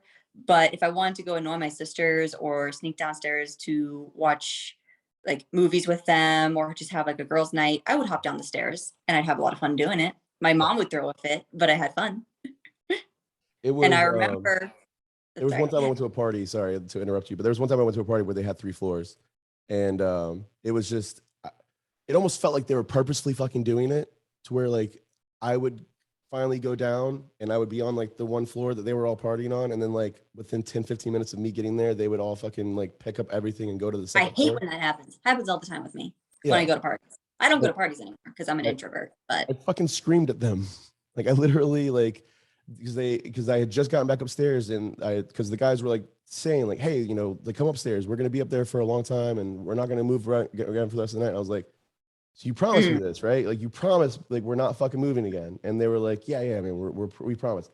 And no fucking lie, 30 minutes later, after I got up there, they fucking all went back downstairs, or they all started to say, hey, let's go downstairs, let's go down. And I was just like, no, no, fuck that. Like, you guys fucking said so. Like, and they were like, oh, well, we'll carry you. And I'm like, no, again. Like, there's 4 of you, and I've already tried this last night, and you guys fucking dropped me. Like, this isn't fucking happening, guys. Like, you, and then they were just like, well, I don't know. And they just all fucking ended up going downstairs, and I just sat there fucking by myself upstairs again. Like, I fucking refuse. Like, I can't stand this shit. Like, you guys don't take anything. It's like you're doing it on purpose. Like, just like you know that I'm here and that I'm finally enjoying things. And you're like, fuck that guy. Let's go downstairs so we can go by ourselves. We don't want him around. It's like, it felt personal almost. And it's like, and they're not even thinking about it, which is the other problem. Like, they just don't even.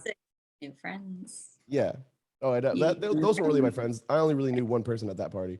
So it was like a whole other thing. But like, even that person though, she was the one that rented the fucking house, and she knows that I was coming, and she got a 3-story house. Like, how stupid are you to get a 3-story house when you know that for a fact you could have just gotten a 1-story? Like, yeah, it's weird. Things like that they don't think about. I've had those type of issues, but I learned to just roll with it. That's all you can do. Yeah. But that's all you can do. It sucks, but that's all you can do. But luckily, I always have friends that are like, hey, they won't leave my side if I can't go up or downstairs. They will stay with me the whole time, or they'll offer to take me down there. That's so and stay nice. I don't have that at all. I never have. Well, you need to find it. Yeah, I definitely do. Like I've definitely noticed like, not saying my friends are shitty, because they're not. They're just like, a lot of them just are really busy. They have wives and kids and blah blah blah. They can't really, like, we don't really hang out like that anymore anyways. So it's like I mostly just hang out at my friends are living very busy lives too, but they still make the time whenever we all get together. Yeah, they're always willing to help unless I smack them and say, wait, let me try it. Exactly. And then when they know when I fail, then they'll be like, do you want my help now? Yeah, I've just seen so many other people like with way better friends. They're just like they would take them fucking cliff diving and shit like that. Like they would take them and like make sure that they got all up there and they would all jump off the cliff together. Or they would go parachuting or fucking skydiving or like all these other things that I would love to do, but none of my friends are into that kind of shit at all. So it's like, I kind Well, of really I just have to go was, find people that are in that lifestyle in order to become friends with them so that we can do things like that. And it's like, I don't know. I would love to do that. I just don't know. I'm very, like you're saying, I'm very introverted. I don't really go out that much to even meet people anymore. Everybody that I've allowed into my life, most of the time, they've taken advantage of the situation and like, just either steal from me or like just random shit that's just like, it's never really gone right. Like I've only had a couple of friends that I've gotten in my lifetime since being in the wheelchair that like have actually stuck with me. And I only have a few friends. I only have like, I think 4 people who know me from before other than my actual family. yeah, I've So had a couple of people, I didn't know them, like they were like acquaintances to my friends who have stolen from me. And I shut that down and said, no, no, no, no, no, no, we're not doing that. Don't invite people to my home that I don't know. yeah. Yeah, and um, especially if you're not going to take the responsibility of like knowing that this person robbed me, that you're not going to replace the thing that they it's stole. like, because I know all these other people and I know they wouldn't do it, Yeah. obviously. It's the one person I don't know. But I've been very fortunate that none of my friends, at least that I've seen, have not taken advantage of me yet. Yeah. It's really fortunate. Like I think that again, that's a state problem that I'm in because Florida is very shisty. There's a ton of shisty people here, that are just out Yeah, looking to like, everyone's pretty dodgy there. I know some people from Florida. I'm not close with them at all, but I watch from a distance. That's the kind of person I am. I watch and I evaluate and I then determine. And I've determined to maybe they're keep these allowed to people, even be in your life. That's good. That's a really good way of keep them in doing things, though. Florida. Right? There's a reason why we're called Florida, like the Florida man, Florida woman. Florida man does da da da da da da da. Yeah. Very popular news articles. I love reading Florida them man when I'm, throws a crocodile or an alligator inside of a fucking fast food restaurant. I've actually seen that headline personally. I love reading those headlines when I'm drunk with my friends. We will just go to Google Images and just Google Florida headlines. So funny. Oh man, I can't believe you're allergic to fucking or to marijuana though, man. That's got to be like literally one of the biggest lifesavers that I've had for being in a chair. Like other than that, I would say like the biggest advice I could give anybody who's freshly in a wheelchair is to go stretch. And or if you can't personally stretch, have somebody stretch you out like Yeah. every day if you can, like an hour a day. Because I would make sure you try to get someone who knows what they're doing so you don't hear the wrong little, that would yeah, suck. that would be bad. You Because definitely I need to have have a, somebody trained for sure, for sure. because I have an, Or even pay, like if you have one of your friends who's interested in doing it, pay for them to go get some training done, like if you can, there. obviously. But like that's just like I would just recommend that because like I'm at the point now where like or I was talking about before where I can't lay down flat because my legs just Go lay automatically on my go to that side. position. And if I was actually able to have somebody lay me on my stomach and then like pull my legs up so that like I can literally bend the other direction instead of like because like I said, like I'm always in like the seated position. So if they could literally bend me the opposite direction so I can like get bent back into being a straight line, that would Yeah, really it help me hurts out. my stomach. I can't do it Really. for some, like my body is just so used nowadays to sitting in that sitting position that if I try to do it on my stomach, I'm like, I can't breathe. I can Yeah. feel my spinal cord on my lungs. I have a lot of issues with going on my stomach as well. Like even just my hips, like they like normally like whenever I'm laying down, it's just obviously whatever. But whenever I'm going on my stomach, there's about that much space between my hips and the fucking and the bed or whatever I'm on. Yeah. And it's just like there, and I try to push it down, and it's like it doesn't really work. I feel like my coccyx has like just gotten stuck in that position where it's like that needs to like be cracked back into like being a straight line again. Yeah, I'll force myself to do it for like push-ups and whatnot. But as soon as I'm done with the set, roll back onto my side and go, Yeah. air. I can breathe. So you can't even get chiropractors to work on you at all, huh? Because like they won't work on me because of my spinal fusion as well. But I only have literally from the T12 or the T11 to the L1. That's the only place that's fused. There's because my T12 is completely shattered, like and just obliterated. So they put 2 bolts and 4 screws, basically. Sorry, 2 plates and 4 screws. So they put screws into the T11 and screws into the L1, and basically like put that and fuse that. And so my T12 pretty much is non-existent completely. And then they just fuse me like that. But I can't even get chiropractors to work on me because of that small amount of fusion. So I can't even imagine having my entire spine fused. That's Well, crazy. that also, since the injury happened so long ago when I was so little, when bones are still developing, my Yeah. lower half has brittle bone syndrome now. So there's no way a chiropractor will touch that. Wow. So yeah, that's again, this is where it comes down to like the grass is always greener on the other side sometimes. Like this is one of the reasons why I've try to keep the outlook that I have is because what I was saying originally, I don't think I finished my point on that, but when I was in the VA, they took me around in the VA, and like I got to see other soldiers who had traumatic brain injuries and who, you know, lost limbs in the war, and like, or who were shot, or just a plethora of other things. And it was just like, oh, I'm not even close to what they are. I'm so lucky. I'm so Well, see, lucky that I'm in the position that I'm in, because it kind of makes just me meeting sad. quadriplegics. I broke 2 bones in my neck whenever I got injured. So Mhm. I was literally, if I landed that much differently, I could have been a quad. But it makes me sad that a lot of people hear the phrase, be thankful for what you have because someone has it worse. They see that as an abusive phrase when it all depends on how it's being said. Yeah. Because I was always raised with it's not what you're saying, it's how you're saying it. Yeah. So when I say, well, I'm grateful that I'm not a quadriplegic and I'm grateful that I'm not comatose and I'm grateful that I am alive. Well, they say, but you're still paralyzed. Well, yeah, Yeah. but I can still live a normal life. And they It could have said, but been you way can't have worse. legs. They Yeah. said, no legs. Yeah. Could have been way worse. And that's what people don't understand. They don't have that perspective on things. It could have been way worse. When I Or I first got could have injured, stayed. I don't know about, well, so you're in such a different situation than I am because you were injured so young. Like when I first got injured, I had extreme like thoughts of suicide.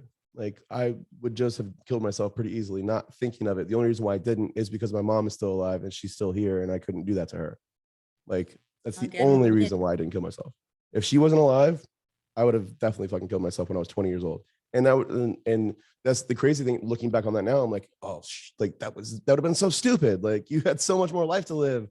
Fucking, I've had a great life since then. Like it hasn't been like the perfect life because of different things, you know. And I would love to have like a woman next to me. Like that's pretty much the only thing I'm missing.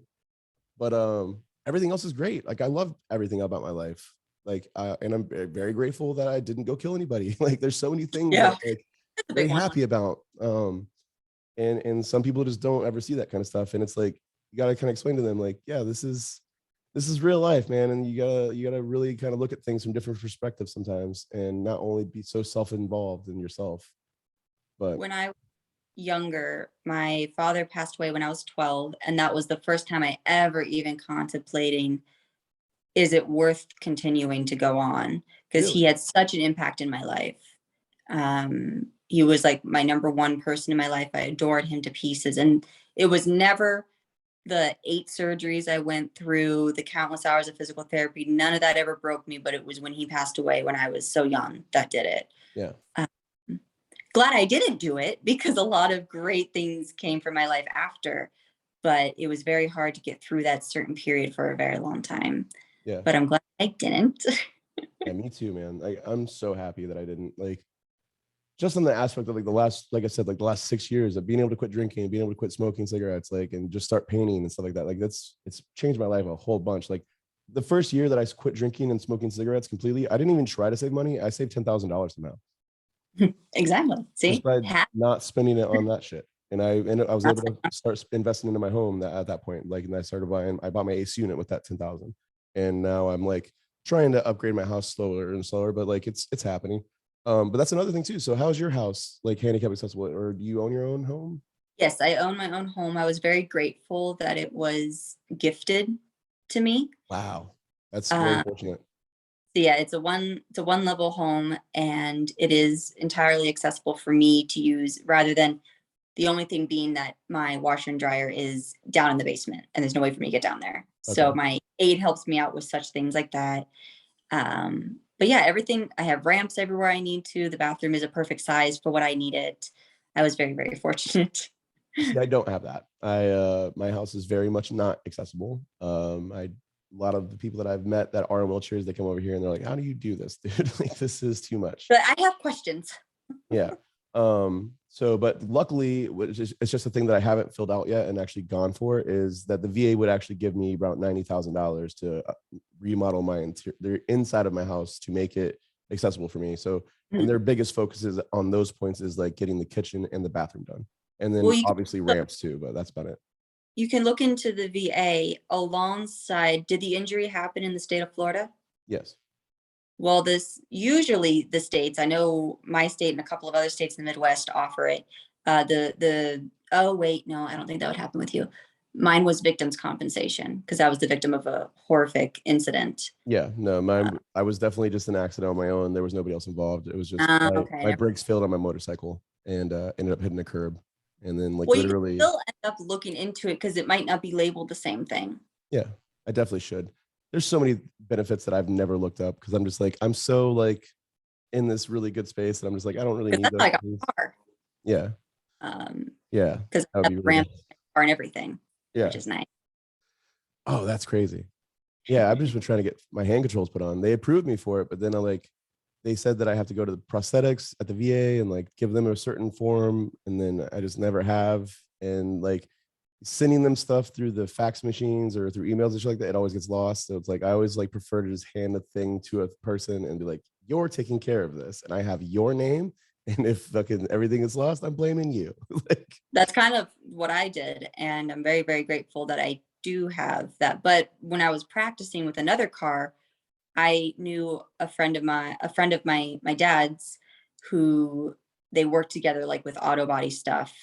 And he also was there when my older sister was learning how to drive and she's paralyzed. So he knew how to put in hand controls in one of my mom's cars for me to practice. nice, So if you know anyone like that, right? and he I definitely, literally just he Googled it, yeah, and it worked just fine.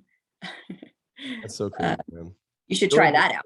It might cost you, but it only cost, I only paid him like $100 to $200 that's crazy. put, put them in. The So if you can hand find controls I someone, was looking at, just the hand controls alone, just for the parts was 1,000. yeah, they're not cheap. But if you don't want to keep waiting with the VA, Yeah, that's all you can do.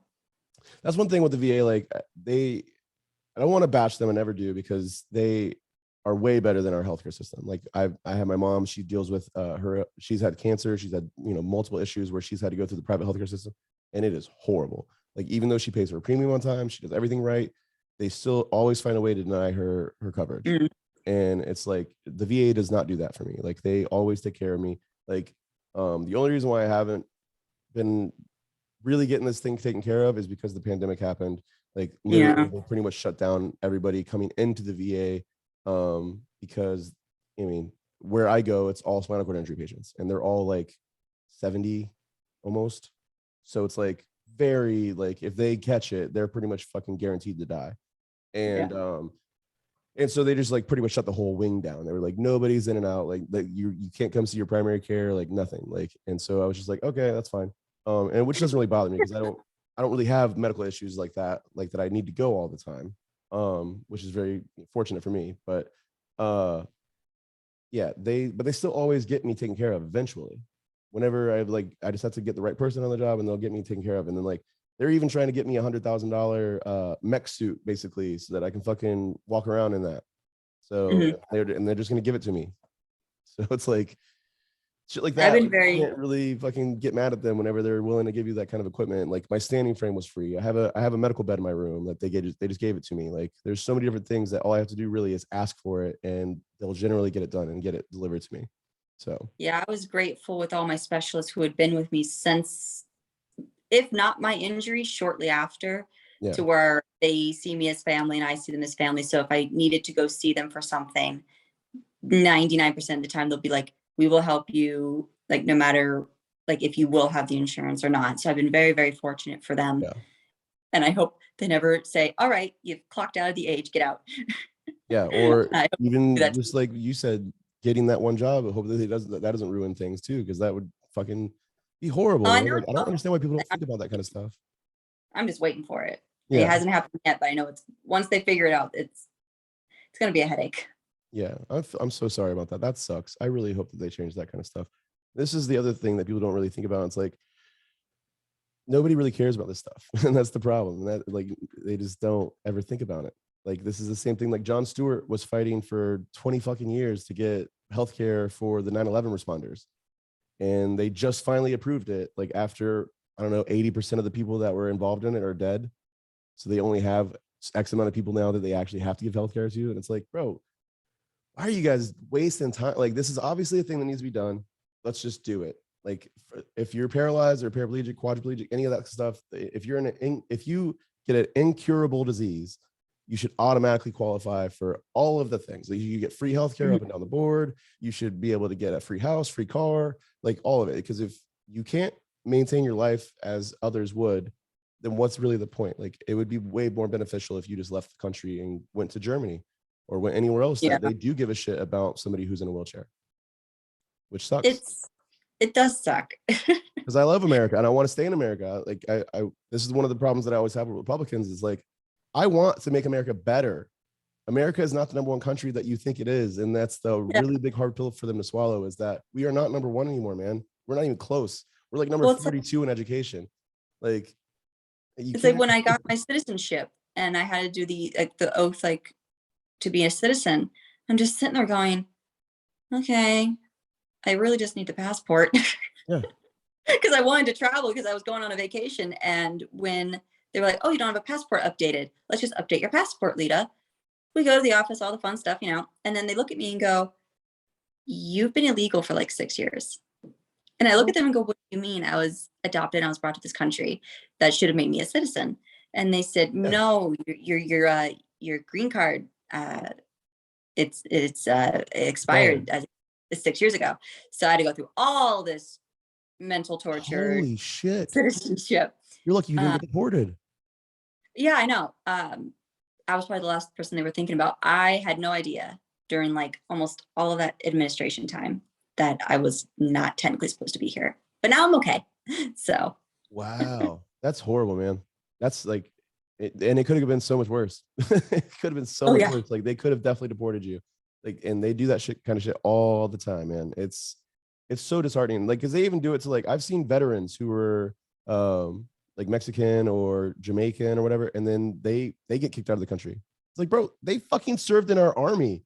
You cannot tell me they don't deserve to be here. I'm sorry. The second you get in the army and you make that oath to the army, that should automatically make you a citizen, man. There's no reason why these people should. They've always treated their veterans quite crappy for many years. Oh yeah. I think they're just better at hiding it now.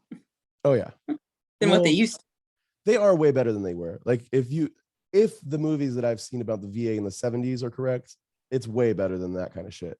Like it's a million times better than that. But it's still also just like so dumb on some of the things they do. Like they just built a brand new VA here maybe 5 years ago in Orlando. Mm-hmm. And just the amount of materials used, like it's pointless. It looks like a 5-star hotel. Like with all like they have a granite, they have like, you know, freaking all like granite slabs, they have freaking marble slabs, they have metal everywhere, they have like just decorations just to decorate. It's like, bro, this is a fucking hospital, man. Like you guys are wasting all this money on making the shit look good whenever you should just be concentrating on functionality. That is it. There should be like, no reason why you're wasting money on all this like accoutrement of like, oh, it looks really nice. So whenever the people come live here for years, they have something nice to look at. It's like, come on, man. There's so much more that you could do with that money. Like just, it doesn't make it. They said, we want to make it look like a really pretty Minecraft filter. Exactly. Is the care going to be great? It's so frustrating, man. But it'll be pretty. So much money on this stuff. And again, like one of the reasons why we don't have healthcare in this country is because of the military, which is the other thing that's crazy because they use you not having healthcare and you not having the ability to pay for school as reasons to recruit you into the military so that whenever you get out of the military, you can go to have the GI Bill or you can have your VA healthcare. And it's like, just fucking give it to us, man. Like, how don't you stop tricking people into joining your fucking shitty military and you just help your citizens out? Shouldn't be the amount of people hard. That I've had come up to me to try to recruit me. And it's like, I don't think you want me flying those drones. Right. I will play chicken with the enemy with the drones just because I'm bored. That's too funny, man. Like, what are you gonna do? Fire me? That's too funny. I've actually been looking at things with the metaverse too. I don't know if you've been looking into anything with that, but like I think it's going to be a great opportunity for people that are paralyzed because I've looked at it, but then I also think it's going to be like a new Marvel supervillain origin story, because they're going to like he was talking about like chips to record your memories. Mm-hmm. Aren't memories due naturally? But he said it was like a way to like replay it. And I said, listen, I am all for metal being in my body, clearly. Yeah, yeah. That's the one piece of metal I don't think I'll be too keen on having. I Yeah. say this with my 5G iPhone. Yeah. There's that one thing too, like from Elon Musk, that's like that surgical implant or whatever that's supposed to go in your brain and like help out. And I'm like, I would like to have that, but like I'll wait until it's like version 10 or something, because it's Yeah, it's like if I you don't get want to stuck with like the very stop first version, you're kind updated. of fucked. They'll be Like like, hey imagine Lita, having the why are first you? iPhone stuck inside your body whenever there's like iPhone 12 now or iPhone 20, whatever it is. They're Like, like, yeah, Lita, why are you zoned out? Sorry, I was updating. yeah, yeah. It's like, no thanks. I like everything as organic as possible with me. Yeah. Like if we're gonna go like Android, let's go full Android. Like not just like a little tiny bit Detroit here. Become Human, that Yeah. game. It's like, Um, I don't know. that's good Like, stuff, man. maybe the wheelchair's not so bad after all. Right? Like, because what if it shuts down? Like, do you just fall like a Jenga board? Like, Right? if it wasn't working anymore? I've always wanted like that would that would suck so bad. Just literally in the middle of walking and all of a sudden just the chip turns out. Bloop. No, Elon Musk is like, you know what? Let's just shut down humanity because I'm bored. Man, like I want to like him so much, but then like there's certain things that I find out about him. It's like I love his intelligence. yeah, I like the thing that drew me to him was that he was like trying to build Tesla and he was leaving it all like open source, so like every company could copy it and make a thing, because he wants to make the world better. And I was like, that's awesome, dude. Like you're not trying to fucking only profitability type deal, and it's like, but at the same time, they just don't. I don't know. I would love to have a Tesla. Yeah, me too. I see a lot of them more and more and more, to where I'm like, I used to like never see these around, and now I'm seeing them all the time. And it's like, how do you guys afford them? Yeah, in Florida, they're How are you everywhere. guys buying It's these things? nonstop. Like in Florida, like I see Ferraris and Maseratis and Lamborghinis and all sorts of shit like all day long. It doesn't ever stop. Is the driving as bad in Florida as the memes claim? It's worse. It's honestly, I know it's probably someone. one of the worst places I've ever driven in my life, and it's not even because of anything crazy. It's more because people don't know how to merge. So like in California, they've solved the problem because what they do is they put lights at the merge stations. So like literally there's a green light that says like, you know, and it only lets one car at a time go in. So then that one car goes and then they merge into traffic. But the way it's in Florida, there's none of that. So like literally there's like 20, 30 cars at one time getting onto the merge lane. And then like there's at least 3 or 4 of them that go like 30 or 40 when they're supposed to be going 75. And so what happens is it literally, nobody gets into an accident, but it stops traffic because the people that are driving really fast, they slow down to that 34 miles an hour. And then that makes everybody else stop on the brakes. And then all of a sudden you have a freaking hour-long traffic jam, all because people couldn't merge properly. And it's like, jeez, you motherfuckers, man. Like I can't. Meanwhile, we're all apologizing like on the highways and the roads to each other if we make a tiny mistake. It's nonstop flicking the bird. It's just like, fuck you, you're a piece of shit. No, we're all like super on the road here, to where if I'm merged, I don't even like using freeways and highways. I avoid them if I can. But when I do merge, they're always like waving and like being super helpful. Then again, I think they see the handicap placard, but they're also like super, super nice about it. Yeah. I don't think I've ever been. That is not how it is in Florida. It's way worse. They don't use blinkers here. Like they don't even believe in them. It's crazy. It's really bad here. I've actually, because I've driven in LA too. LA, I would say like the actual amount of vehicles in LA is more, but the actual like traffic being bad is, or just worse drivers here. It's definitely worse drivers here because they'll cut across like literally 4 or 5 lanes of traffic in 3 seconds. Like yeah, I would use like Uber and Lyft and stuff when in Los Angeles, and while they're very fast, they're very efficient with their time with driving. Like they will just in and out to get you to your destination, but they never do it too recklessly to where you're like, oh, I'm going to die in this car. Yeah. They know what they're doing. And I believe all the people on that road also understand it. And they're like, oh, okay. Yeah. And that's okay, there's a whole bunch of other things too, like that, where it's like driving in California, like they allow the motorcyclists to split lanes. Yeah. So like literally like they don't allow that happening here. So it's like that kind of freaks me out a little bit. Like I'm constantly like looking for people like coming up that way I can like give them a little bit extra space. Because I was, again, I got injured on a motorcycle whenever I did get injured. So like I kind of look out for those people, and like especially if I see somebody without a helmet. If I didn't have my helmet on that night, I would have been dead or brain dead, one of the two. Like my helmet was destroyed. and literally cracks from like the top to the bottom. Like it was cracked But completely. you know, all those motorcyclists are like, nah, bro, I'm built different. Yeah. And that's what I try to tell them. I'm like, dude, you don't understand. Like, I think it's like, Look at me. It's like something like 60 or 70% of all paraplegic cases happens because of motorcycles. Like it's, yeah, but it's like something really next time I argue with you, say, look at me and consider this the luckiest possible outcome. Yeah. Put on the helmet. And I also try to tell them the spine protectors too, like, because I did have my helmet on that night, but it's very possible if I had my spine protector on that I might not have hurt my spine. So Yeah. like there's so many things that people aren't wearing that they should be wearing whenever they're riding motorcycles, and just different things. Like there's so many things that like you can really get hurt on. You don't really think about it until after you're in the chair and you're like, these motherfuckers are crazy. Like I saw somebody like doing a what's those things called? You just put the rope in between the two trees and you just freaking like slide down. Oh, I can't even think of what it's called right now.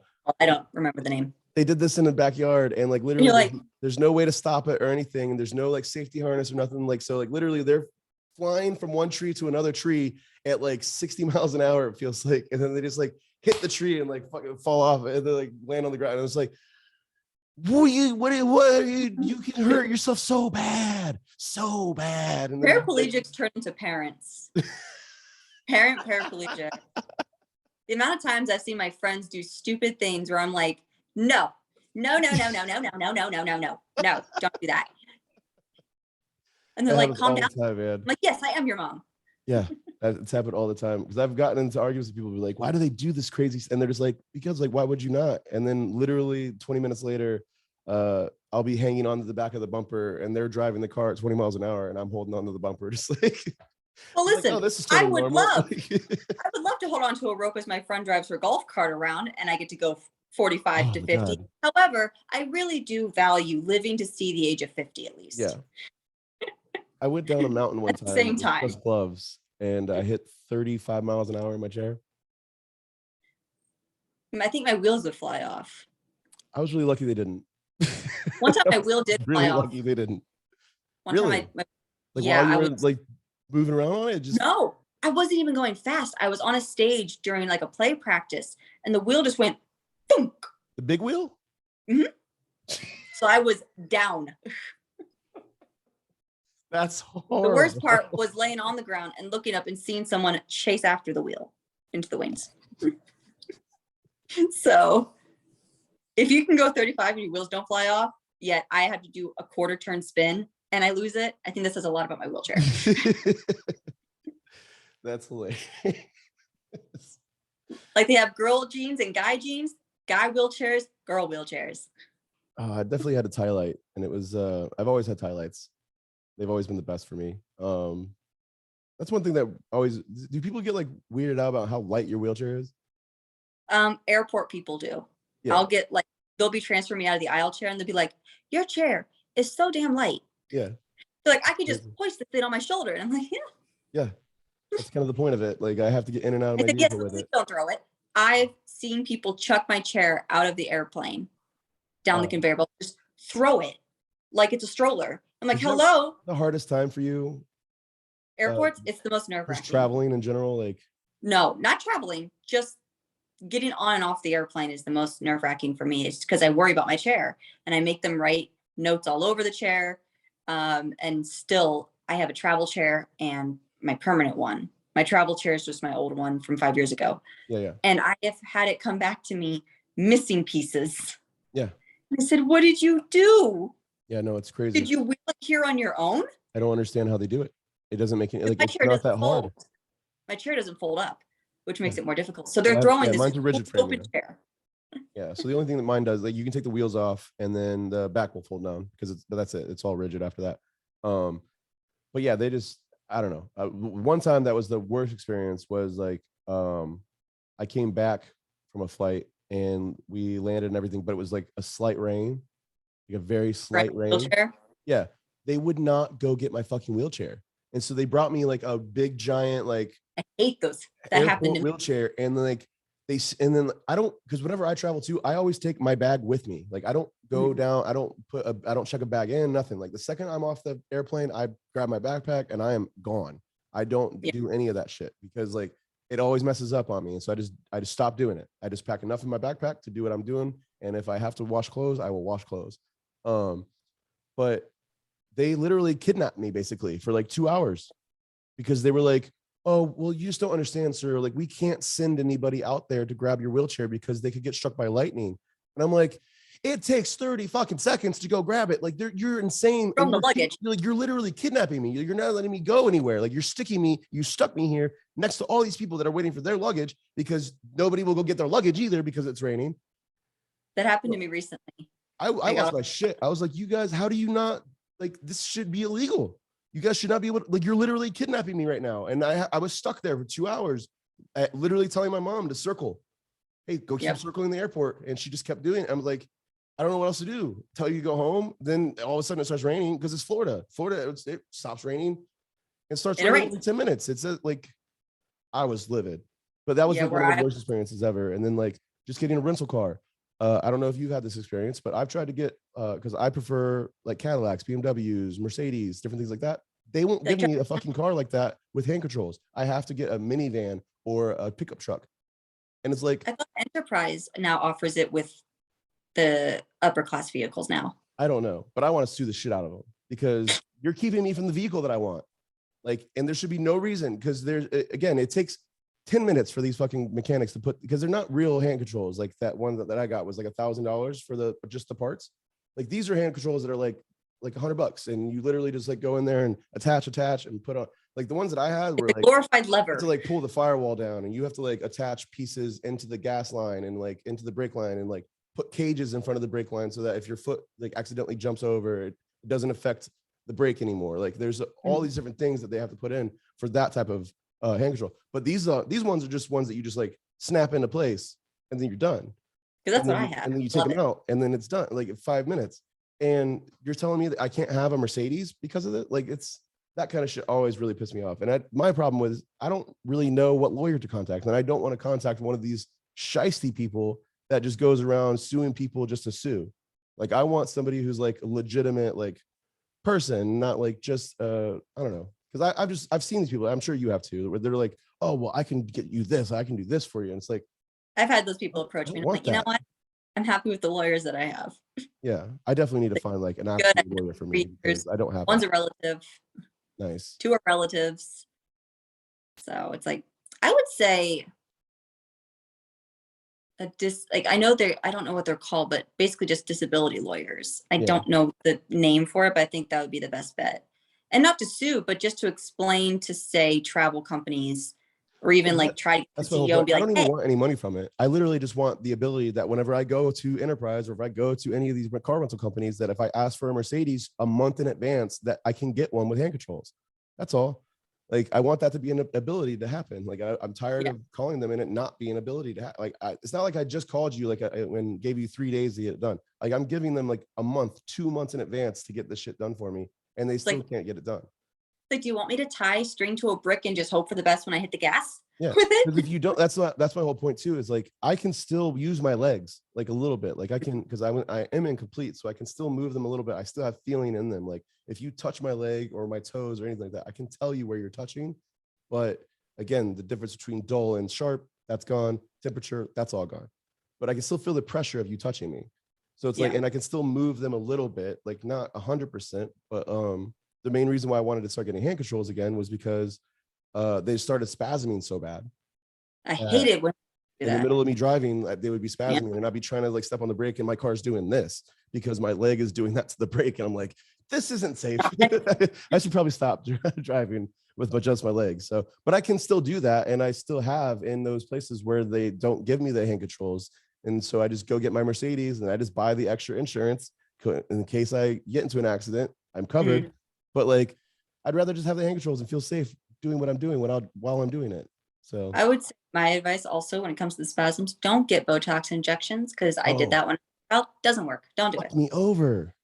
I got it in my back and I the incontinence, like I went from like having like number 2 incontinence issues, like maybe twice a year to almost like 3 times a week. No, it was awful. So never, It's the And I worst lost idea my ability to like, because I used to paraplegic. also be able to feel when I had to go like when I had to go pee. Yeah. I lost that ability too. Yeah. Yeah. Like No, don't. Botox If is, yeah. anyone's So paralyzed anybody else listening is watching, do not get Botox. and Bad the idea. doctor says, "Oh, let's try Botox for like your muscle spasms," don't do it. Nope. They never. It was a Especially waste. like, if you can try marijuana, like unfortunately she can't, but like if you can try marijuana, marijuana will cure your spasms. That's the reason why I smoke every day. That's the reason why my mom stopped having such a bad negative look at marijuana. And now she even eats edibles at night. I would Because say maybe do your research before you guys get marijuana to make sure you're not allergic to THC, because it's more common than people think. definitely. I did not know that. I've never even heard of that, which is, you would think that it's obvious because I have a friend of mine who's allergic to alcohol. And Yeah. so like you automatically, you should just be, yeah, people are, of course they're allergic to weed. Why wouldn't they be? Like my throat was like not swollen Totally. to where I could breathe, but like it was bad. So make sure you get tested before you try out the Yeah. miracle weed. Yeah, that's definitely good advice right there. But like for me personally, like I said, it helps everything for me. Like if I wasn't able to just smoke pot and I had to take all those 13 medications that they have me on, I don't even know if I would still be happy or if I would have any type of like a good life, because just again, like having to take those pills at all different hours of the day, like just taking one pill to counteract side effects of the other pill, like that kind of shit. It was so bad. It was so much. And like I felt so sickly too during those times versus whenever I stopped all of them, to where I just felt like kind of normal. I think my body's just immune to it because I've been on the same drugs almost my whole life. So my body's Yeah. just like, it's water. Yeah. Yeah. So it's Yeah. No, used to it. that's definitely one of the things that I've thought about, because the VA, because they're federal, right? They refuse to give me pain pills in addition to the fact that I smoke weed. Like they think like, and I even talked to like the pain specialist at their place, and she's like a 60-year-old lady. And she was just like, well, you could die if you take marijuana and Vicodin at the same time. And I'm like, the only way I can die from that is if I take all the Vicodin In the bottle. Yeah, like there's no, like if just by mixing marijuana, like a couple hits of marijuana and a one pill, am I not, there's no way I'm gonna die. Like you're insane to even say that to me. And the fact that you said that makes me know how ignorant you are of the entire situation. And your bias is showing because you're so against weed that you're willing to lie to a patient about it. Like, Yeah. and that's what I was trying to tell her. I was like, so what do I do then? If I quit marijuana, then what? Do I have to go on back on those 13 medications you had me on? Because that's for sure not fucking happening. Like, and she was just like, oh, I don't know. And I was just like, well, then how are you going to suggest that I just stop the one thing that helps me? Like, it's one thing that helps my spasms. It helps my hunger. It helps my pain levels. It helps all of the different things.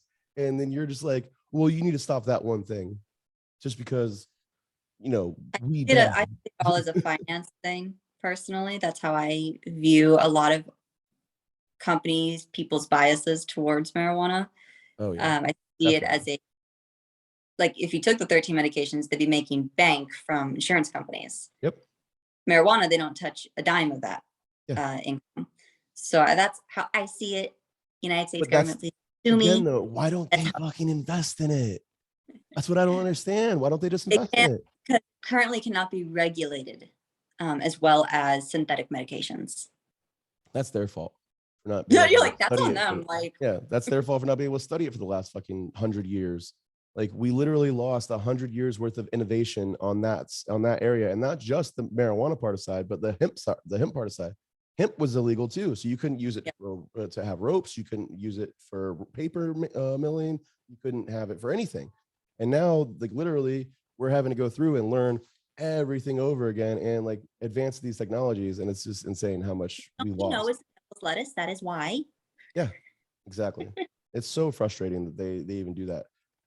Because again, like my mom was one of the people that she was fully against marijuana and like just completely against it. And then she saw me smoke it, and within 20 minutes of me smoking, my spasms in my legs would just completely stop. Because it's a natural sedative, and it's probably one of the safest bets if you're not allergic to everything that's in it. Exactly. That's why I've seen like Parkinson's patients. They're literally in the full-on like shaky episode, and they just can't. And then they take 1 or 2 hits, and within 10 minutes, they're completely normal. I'm like, dude, why hasn't has Michael J. Fox not seen this? Is he not like, why isn't he advocating for this? Like, there's so many things that like I just don't understand. Like, there's so many medications and so many ways that it's dealt with. Like just seeing a kid who has like all these seizure problems, and then they're literally in the middle of a seizure, and then you rub some of this fucking marijuana shit on the bottom of their foot, and within seconds they're calmed down. And that would have been going on for 20, 30 minutes if you hadn't done the treatment of the marijuana on the foot. And it's like, how do you see that and not get it still? Yeah. Like, it just doesn't make any sense to me. They see it. It's sucks just, that you can't, like, are you sure that is it just the THC or is it just everything? Because like CBD might be good, but there's also, that's the problem with CBD. There's still like 1% THC in it. no, it's the THC, because the CBD, from what the paper showed, that it was like non-effective to my body, but Okay. it was the THC that did it. Yeah, so that's the only problem with CBD though, is that they don't have a way to get it completely 100% pure. Like, so there always will still be a little bit of THC in it.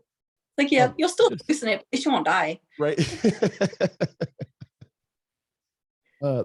That's so amazing to me. I would like, because again, that's one of the things that really helped me out more than anything else. Like, I can't even think of anything else that came close to helping me as much as marijuana did. So like, I can't even name anything like other than like an actual physical person. You should look into joining with Advanced Global. They're very fun. They're great people. Yeah, they're great people, and they are sourced here in the US. So they're a great group. And my friends say that they like the products, because whenever they send me stuff, I just have my friends try it for me. Yeah. And they said, this stuff's great. Like, okay, great, good. I trust your word. I definitely need to get more involved with people. There's all these things that I want to do, and I just feel like the only thing holding me back is literally like talking to other people. Because I'm so like introverted, and I just so don't like meeting new people. I'm just like, I don't really know if I want to go ahead and find out who the person is that I need to talk to even get involved in this thing. But I need to start doing that more and more. There's like so many things I've missed out on and could still take advantage of to this day. Like the VA would pay for me to go learn how to ski in Colorado. They would pay for the entire vacation, and like I think it's like a 2-week to a month-long thing where like I would literally be training every single day, like learning how to get on top of the ski and have the skis in my hands and everything like that, and go down the mountain and shit like that. And they've always said too, like if I'm any good, they would automatically sponsor me for Special Olympics and shit like that. And I'm just like, okay. And I'm just like, still kind of just brush it off and just never do it. It's like, I would love to go to Hawaii and surf, because I have a friend who lives there who's paralyzed, and they have special like surfing things for paraplegic. It's like, if I could afford it, that would be amazing. And see, this is those other things too, where it's like, yeah, like people don't understand we can't really make enough money to do the things that we want to do. So all we really have money for is like living. Dreams. And that's about it. And to be able to do any of the extracurricular stuff, like we actually have to have like somebody go with us, or like, I mean, it's not all the time, because I travel to LA alone all the time, but like carrying a second bag, that is horrible. Like I get assistance from the staff there. Yeah, I definitely need to start asking. I'm so stubborn. I'm just like, oh, it has wheels. I'll just push it, and then I'll pull up to it and then push it again. And it goes left and it goes right. And I'm like, just go straight, dude. But yeah, but just I can't even imagine traveling to Hawaii. Like I don't even know how far it is. Like no, like most of my airfare like is normally from here to California. That's almost always what I do, and that's normally about 6 hours. And that's about as far as I can really push myself, I feel like, because I start getting into either pain, or they don't have an aisle chair in the middle of the service. So like literally in the middle of flight, I have to just like crawl on the floor to the bathroom in order to go to the bathroom. So shit like that's not fun for me. Yeah, I don't have that problem. Yeah. So it's like, it's really like on that side of things, it's really not just tough because it's not physically tough. It's just like, it's more emotionally, because it's like all these people are staring at me.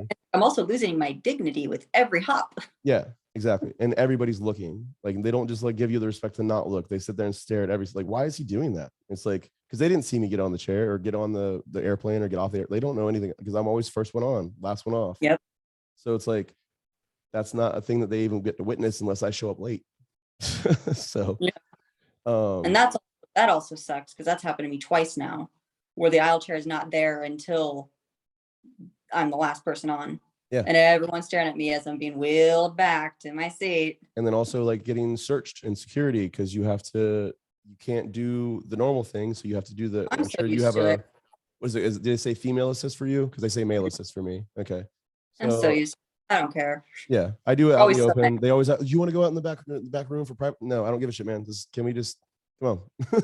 Like I've heard this spiel 100,000 times. Like you're gonna touch me here and you're gonna touch me there with the back of your hand. First part was when I was a kid, I had a back brace until I was 13. Okay. It was turtle shell like style back brace. Yeah, yeah. And when PSA would see that, alarm bells, and they'd They have have to to take take it off and like off. search underneath, like all Yeah. really? And it would take forever to get it back on because it For you was being like 13? no, I didn't travel all the time up to 13. Oh, okay. So luckily I didn't have to do that all the time. And when I would go on vacations, I tried not to wear it or convince my mom to have me not wear it because Yeah. I hated it.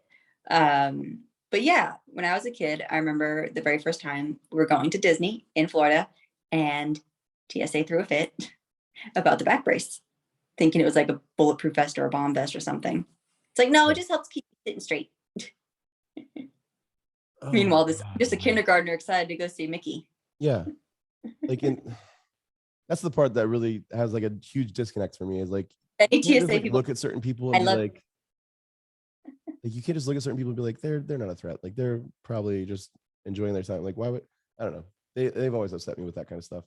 I normally get through no problem though. Like they've always been nice to me. Like I think the only thing I would really have to worry about is if I ever like went around like maybe shooting guns or something, so that I would have like that explosive residue on my stuff. But like yeah. other than that, like I normally get in and out pretty quickly. The hardest part is like literally sitting there waiting for the person. Whenever they say male assist, I'm literally sitting there for like a good 10, 20 minutes sometimes waiting for a person to come over to pat me down.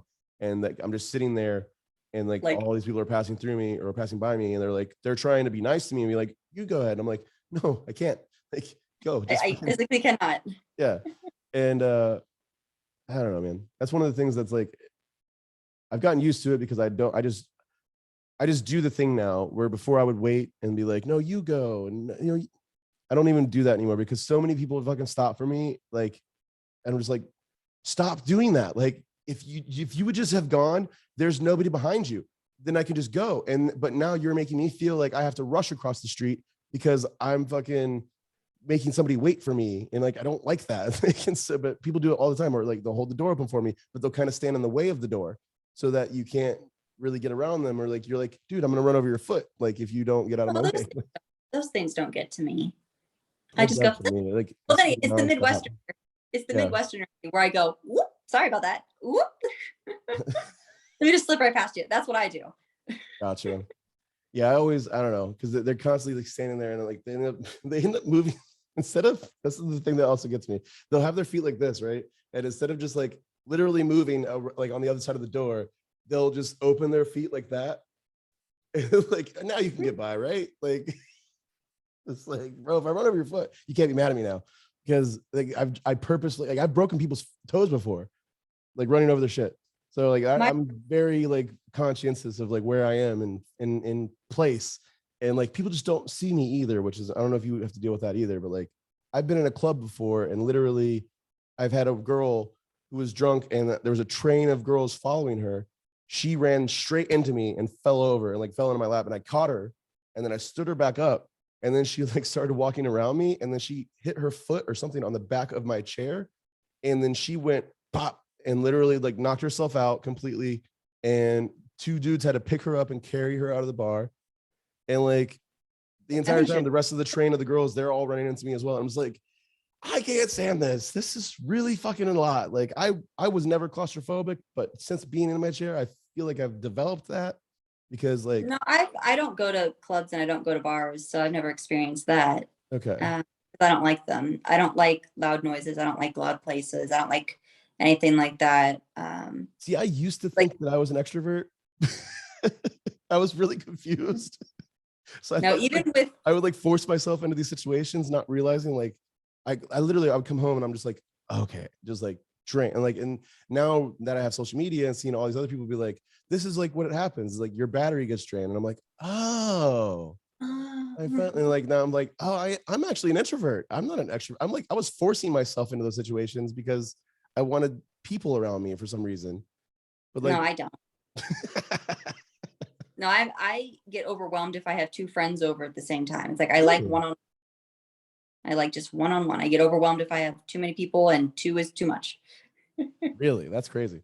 Yeah, I love people coming over, but I get to that point too where like it's not two, but definitely like once I get to like 4 or 5 people, I'm just like, all right, guys, like this is a little too much for me. Like I'm gonna go hide for a minute and I'll be back and after I like catch my breath and like just relax for a second.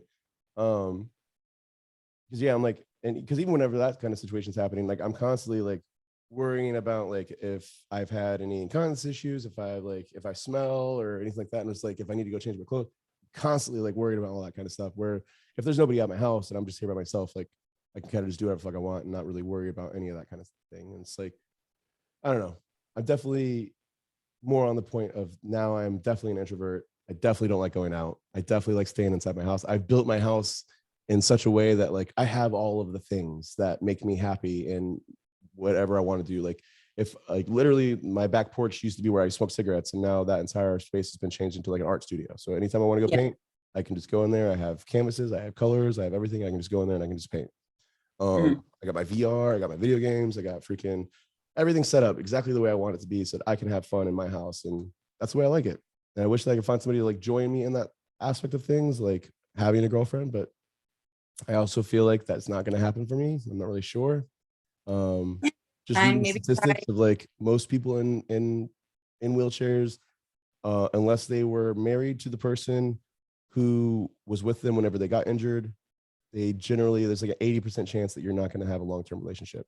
Like that's pretty much what I found out according to research and like just different studies being done and different things like that. So Again, you just need to expand your location on yeah, online dating, because it sounds like the main trouble you're having is with the societal norm of the area that you're living in currently.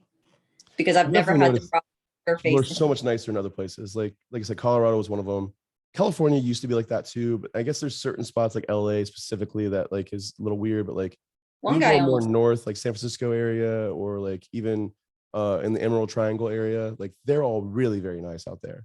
Same thing like any Canadian girl I've ever met, they've always been so sweet. Like they never made me feel less than. Like they've always been so nice. So I feel like you are right on that aspect. Like I feel like again, if I went to Canada, I can maybe find a girlfriend probably very easily. But like, I don't know.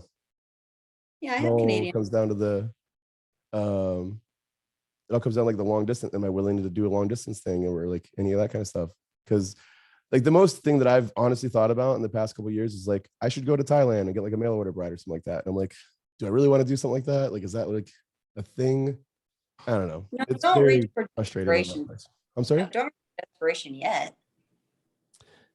I'm telling you, man, it's really rough. I feel like maybe it's because my age, because I'm 35, like I said. And so like I'm getting to that point where I'm like almost 40 and I'm still not 40's a not old. long-term thing. Is it not? I feel like it is. No. Then again, I have the mentality of like a 50-year-old because I was raised by boomers, but I Yeah. don't see 40 old as all at all. Yeah. I don't know. I always have.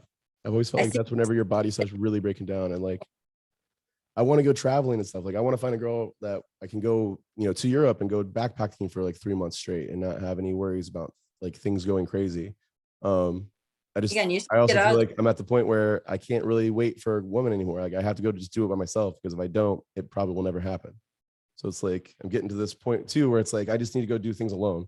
Like there's all these things that I've always wanted to do, and I have started doing that in the past year where I'll just order a ticket for myself. I won't ask any of my friends because I can't rely on them to either pay for it or make the time for me to do the thing that I want to do. And so I just go do it by myself. And like, so I'll go to comedy shows now by myself and movies and all sorts of things like that. But it's like, I haven't pushed myself to do the traveling part yet, which is what I should probably start doing next is like plan like a 2-3 week thing out in Europe and just try to see what I can get done. But I also worry then too, like I'm going to get to the point where I don't understand the traveling there. Like, yeah. I'm not gonna. I Not don't a lot of really. those countries are accessible. I've already looked. Yeah, and that's one of the other problems too. America is very accessible, so whenever you do run into problems in America, it's like very few and far between. But over there, like they have a lot of buildings that are older than the country even is. Like they Yeah. literally have buildings that are older than America is, and you're just like asking them to make that building that's older than America handicap accessible, and they're like, "Yeah, go fuck off, buddy. Like this is a They're like, historical "Touch it." site now." They said So one sneeze and it's a goner. yeah, and so they just don't do anything, and that's where I get scared too. It's like, do I only get to stay in like the hotel and I can't really go around and like travel? Like, how is the roads going to be? How's the sidewalks going to be? And so to do that by myself would be like a very daunting task. I feel like if I could at least have a I friend would there with say, me, like they could help me through things or figure things I out would for me or go say around it. my closing advice would be try to find a girlfriend outside of Florida because that's where your problems are lying. I really do Try believe that, LA. Next honestly. time you go to LA, try them because every person from LA that I've met and worked with, they're sweethearts and they're Okay. so nice. Try Canada. I have friends up in Canada, sweetest women ever. And when I've asked them such questions, they looked at me like I was crazy to ask such a thing. So you just gotta like figure out which states are not the hierarchy, social thinking, Yeah. and classist, I would say, and you'll be fine. You just gotta Yeah. give it a chance before you rush to desperation. It's just been so long that I'm just like, I've kind of just given up on things. That's the reason why I want to have these conversations to like really maybe even open me up to like doing things that just to trying again, I guess. Cause like I've gotten to the point now where I'm just like, I don't really even go out anymore or try to even talk to anybody. And when I do go out, I definitely don't try to talk to people. I don't approach people at all. Like I just sit there and like kind of play on my phone and have a drink or something like You know that. And what that's they about it. say? Have faith. Yeah. You just gotta have faith, Jeremy. I've heard that a million times in my life, actually. It was really nice talking to you. I'm so glad that I got to talk to you. Yeah. Totally different experience than what I thought it was gonna be. Like I thought that for sure, like that you were only going to have been injured for a couple of years, and No. I was gonna be able to give you some advice. But I'm so glad that it was different like this. This is way better in my opinion. Um, I definitely want to meet some other people though, and I'm glad that I got this out of the way because I feel like just having this is going to help out getting other people to come talk to me because like I do want to have like disability awareness on my channel and stuff like that. But for the most part, it's been about like modern day dating and like just my Yeah. personal experience with that and like what I'm dealing with while I'm trying to experience that, and also calling out a lot of the other fucking male podcasts of their bullshit that they talk about, like one of the I'm ones not that drunk. I've already done, like Fresh and Fit, was like I'm not drunk enough for that. there was this one guy, or the one guy on Fresh and Fit, he was talking about how like sex is a handshake between you and your husband, and that like if your husband wants to have sex, it doesn't matter if you're in the mood or not. Like you're just supposed to just give it up, and you're supposed to just be like. And I was like, that is fucking false, dude. Like you are way out of line to even say some shit like that. No, I Like don't think he genuinely believes it. He just wants the clicks. So I don't pay attention to any of that stuff. It doesn't affect me. It doesn't bother me. It doesn't anger me. I it only just, affects me in the fact that it makes men look bad, in my opinion. Like it makes men look very ignorant and I stupid. don't date your breed. So I don't care. I don't blame you. Honestly, I don't date my breed either. I like hanging out with them. Don't get me wrong, but as soon as it gets to the sexual intercourse part, I was like, I'm done. I'm good. Hey. But no, I wish I could be more asexual because like there was a really long time whenever, especially like I said, I was first injured when I was 20. Like that was like literally in the prime of like me getting to go out and do things, and like so like that's all I thought about for the longest time. And so like literally like I would just have conversations with people, and if they brought it to that level of like, can you have sex, that would like just open the floodgates of like, we get to talk about sex now and you can't say nothing about it, you fucker. Like but it was like a thing that was like always in the front of my mind, and it's taken literal years of the opposite of me like training myself to not do that to get to the point where I'm now. And it's like even then I still have it on the top of my head, but it's not like so far there that I can't think of anything else. So Yeah. but it was because it was like that for a very long time. It was just like I think it's because of the fact that I couldn't come. That was like one of the biggest things. It was like a huge thing where I was just like, there's one thing that I want to have the relief on, I can't get. And it's like, and I would push myself like just by myself, trying to do it by myself, and like I would just end up with dead arms, and I can't push my wheelchair the next day and shit. And I was like, I'm gonna stop doing that because I can't. I would like to just actually live. So that that ended up all that stuff. Like, and it's funny too, like just my perception of changing, seeing things differently, because like I went camping one time, just for an example. A random single girl showed up, and instantly the guys I was hanging out with, just to watch them, like best friends, brothers almost, go at each other's throats because they thought the girl might like them and the other one thought that the girl might like them, and they were both trying. And then, like I'm talking to the girl, and the girl's like, I have a boyfriend, and blah blah blah. And I was like, oh, okay, cool, whatever. So I literally that entire weekend too, I went with with the like mindset of like, I'm not going to hit on any girl, even if they're single or not. I don't care. Like, I don't know the friend dynamic of this group, so I don't want to like fuck the wrong person and then all of a sudden I'm a bad guy or something like that, or maybe like they're a sex addict and I'm like enabling them or some dumb shit. Like, I don't know anything about anything, and so I was just like, I'm gonna stay away from any of that. I'm not even gonna think about that, and to like sit back and like have these like just be able to watch these guys like almost fight each other over this girl who had no interest in them at all. Like, she just was there for a good time. She wanted to take some mushrooms and have a couple of drinks and enjoy her time, and that was all. And just, you would think that she was like asking them to like battle to the death or something. It was insane. And just be able to watch them and be like, is this what it's always like? Do guys like just always act like this? Are they just nonstop, like just dogs? Like, and then I was just like, that's trust me, that's what we see. yeah. And then, so it's like, that's when you start like we really also look at things. You're like, right. I need to start doing things differently. Like, I need to approach things differently. And that's one of the reasons why, because like I've had this conversation with plenty of straight friends, and they're like, oh, well, you know, you just got to do this, blah, blah, blah, you know, to meet a girl. And I'm like, I keep trying to explain to them, I'm not looking for sex. Like, if I want sex, I can go get sex. I know how to go get sex. I could just go literally initiate a conversation and pretty much keep my mouth shut, and it'll almost guarantee it happen. Like, I can say, you know, just a few things here and there, but as long as I don't like overly talk and like constantly like not let them speak, basically, it'll normally just happen. It's not that hard to do. My problem is like, I want to have the conversations like I was talking about before. Like, I want to have the conversation about what the sex life is going to be like. I want to have the conversation about the fact that I haven't had an orgasm. I want to have the conversation about all these different things before jumping into bed with them. And then it's like, it just ruins it. And it's to find that girl or that woman that can like actually take all those conversations and then go to the next step is the hard part. And they don't understand that. Like, they really don't understand. Like, they think that I'm only looking for sex or like only looking for that physical connection. And it would be nice because it's been a couple of years since I've had that, but that's not what I'm looking for anymore. I am looking for an actual fucking person to be with, a best friend, like somebody I can actually like hang out with and she can make me laugh. That was one thing that like my ex changed about me. I used to have like this thing where I would say, I want a girl with a sense of humor. And my definition of that would be a girl who laughs at my jokes. Now, my definition of a girl with a sense of humor is a girl who can make me laugh. Yeah. And those are two different things. And I think that a lot of guys don't have that type of situation. They also don't have the awareness or the ability to have the awareness to even do that kind of thing, of like have the introspection to be like, am I a little bit of a piece of shit? Like, should I stop doing these things? Should I change my actions in any way? Like, most guys just think like they're right and that's it. And I've had a lot of introspection, obviously. And so it's like helped out a lot on that aspect of things. And I'm so glad that I have, because I've grown so much since the person that I was at 20. Like, literally, when I was found by these two like really hot girls. Like, they were probably like 20 years old, maybe like 110, 120 pounds, 8'9s, like beautiful. I literally, they came and saw me like a little bit afterwards, just to check up on me and make sure that I was okay. And then they gave me their phone number. And within a week, I had like ruined it because I fucking was texting them inappropriate sexual things and like asking them to see their boobs and like all this other shit. And I'm just like, yeah, that would have done it.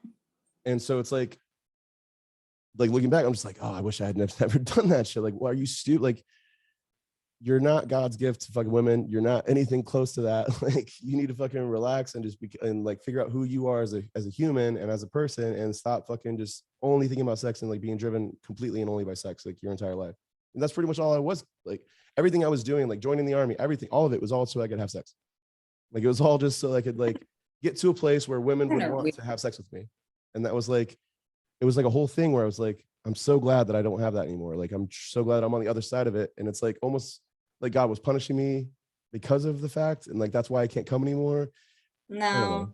It's just like, that's just like, just thoughts that I've had in the past, but like, I've never really given them any real merit to it. But it's like, I'm just so glad that I've changed as a human, like as a person. And I hate that it took me being injured to figure out who that person is. Because that's what it takes, unfortunately. Yeah. So I'm very glad that I am who I am today. I'm so glad I changed. I'm so glad that like I am opening my eyes and learning different things. And I'm just like trying to figure out just how I can be the best person I can be, basically. So that's what I'm on the journey of doing. And I hope I can help other people too. But yeah, Conversations like this are always really good, though, in my opinion. Like, I really appreciate you coming on. I've been asking a couple of different paraplegic girls that I've seen on TikTok who are they have, pretty big followings. So maybe that's why they're not willing to, but they've all kind of turned it down, or they're not willing to do anything. I think I need to just hit them up on Instagram too. I think that would maybe help too, because TikTok DMs don't always work. I don't see 99% of them, unfortunately. well, They don't. we both have to follow each other in order for that to even happen, I think. Yeah. So no, change that feature. Okay. It's just that a lot of people with bigger followings, you get so many that you can't go through all of them. Yeah. Well, yeah, exactly. And I've even seen that, like, even just with like a small YouTube channel, like there's so many spam things that come through, just like, hey, wear our clothes, or hey, do this. And it's like, I try to like my best to be like, I'm a real person. Like, yeah, please know that I'm different than these other things. Yeah, I definitely just want more conversations about this, because I think like a lot of people don't understand like what it is to live like this. A lot of people don't understand just going up and down curbs and like parking and all the different things that we get, like that they think are perks and that we shouldn't get. Maybe they don't understand like how much harder it is to live life. oh yeah, I've told several of my friends like a lot of times, because like I've had a lot of people like leave me or get jealous of me because I don't have to work. I literally, like I said, I get paid by the government. They take care of me in that aspect of things. And so they look at me and be like, oh, well, I have to go to work every single day and do all this for my money. You don't have to do anything.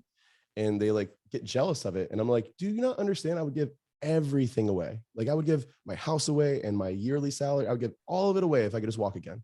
No, they understand. It's just a reflection back to you on how they feel about themselves. Yeah. It's all about themselves and their own woes and sorrows in life. It has nothing to do with you, and has nothing to do with the incident that occurred. They're not even thinking about that when they say such things. They think that they are, but deep down, it's more so of a self-reflection of themselves and their own. It's a projection. Yeah. So that's how it really is. And you just kind of have to learn to not even take the grain of salt that they say. Yeah. It's so crazy, man. Thank you so much for coming on, though. I really appreciate it. Thank you for being honest as well, too. That's one of the biggest things that I have like a problem with people is like honesty, or they're just trying to like blow smoke or promote certain things. That's not what I'm not. Like, I don't mind promoting certain things. Honestly, if you were in any movies that I've seen or want, like, I would love to know about them. I've been trying to personally get into like any acting or voice acting or something like that, because I think that would just be like an easy way. That was one of the things I was gonna say about the metaverse is like, I think it's gonna give opportunities to a lot of people that are in wheelchairs to like get jobs, because if capitalism doesn't ruin it. That's key. That's huge right there. That's the reason why I think that the meta from Facebook, that's gonna be like a whole, like that's gonna be the corporate suck hole of everything. It's going to ruin the entire situation if it does ruin it. I hope it doesn't, though, because I really would like to see, like, I've seen, I don't know if you've seen this, but like I've seen like there was a guy in Germany, I think it was, and he was operating an excavator in China, like remote control, like digging out the hole and like doing basically construction work for a company in China. And it's like, that would be cool shit. Like if there's like a paraplegic that can like go to work, like they just go into their living room and they jump in their simulator thing and they can just, but it's like operating a real thing. Or like there's another thing I saw where it was like a guy was playing a video game, quote unquote, but in real life he was controlling a robot and restocking a shelf. Oh yeah, that is. So there's like just different things like that I think are like really interesting, like that even if we don't get to walk anywhere in the near future, we're at least going to have some opportunities to like have jobs, like real life jobs, not like just like I've had like telemarketing stuff like that I've done, and it's been the worst. Like I don't know about you, but I can't stay in my chair for 8 hours straight. I just can't. Like I have to get out of my chair. I have to lay down, or I have to sit down on a couch, or I have to, like I cannot be in my chair. I have to do something to get out of it.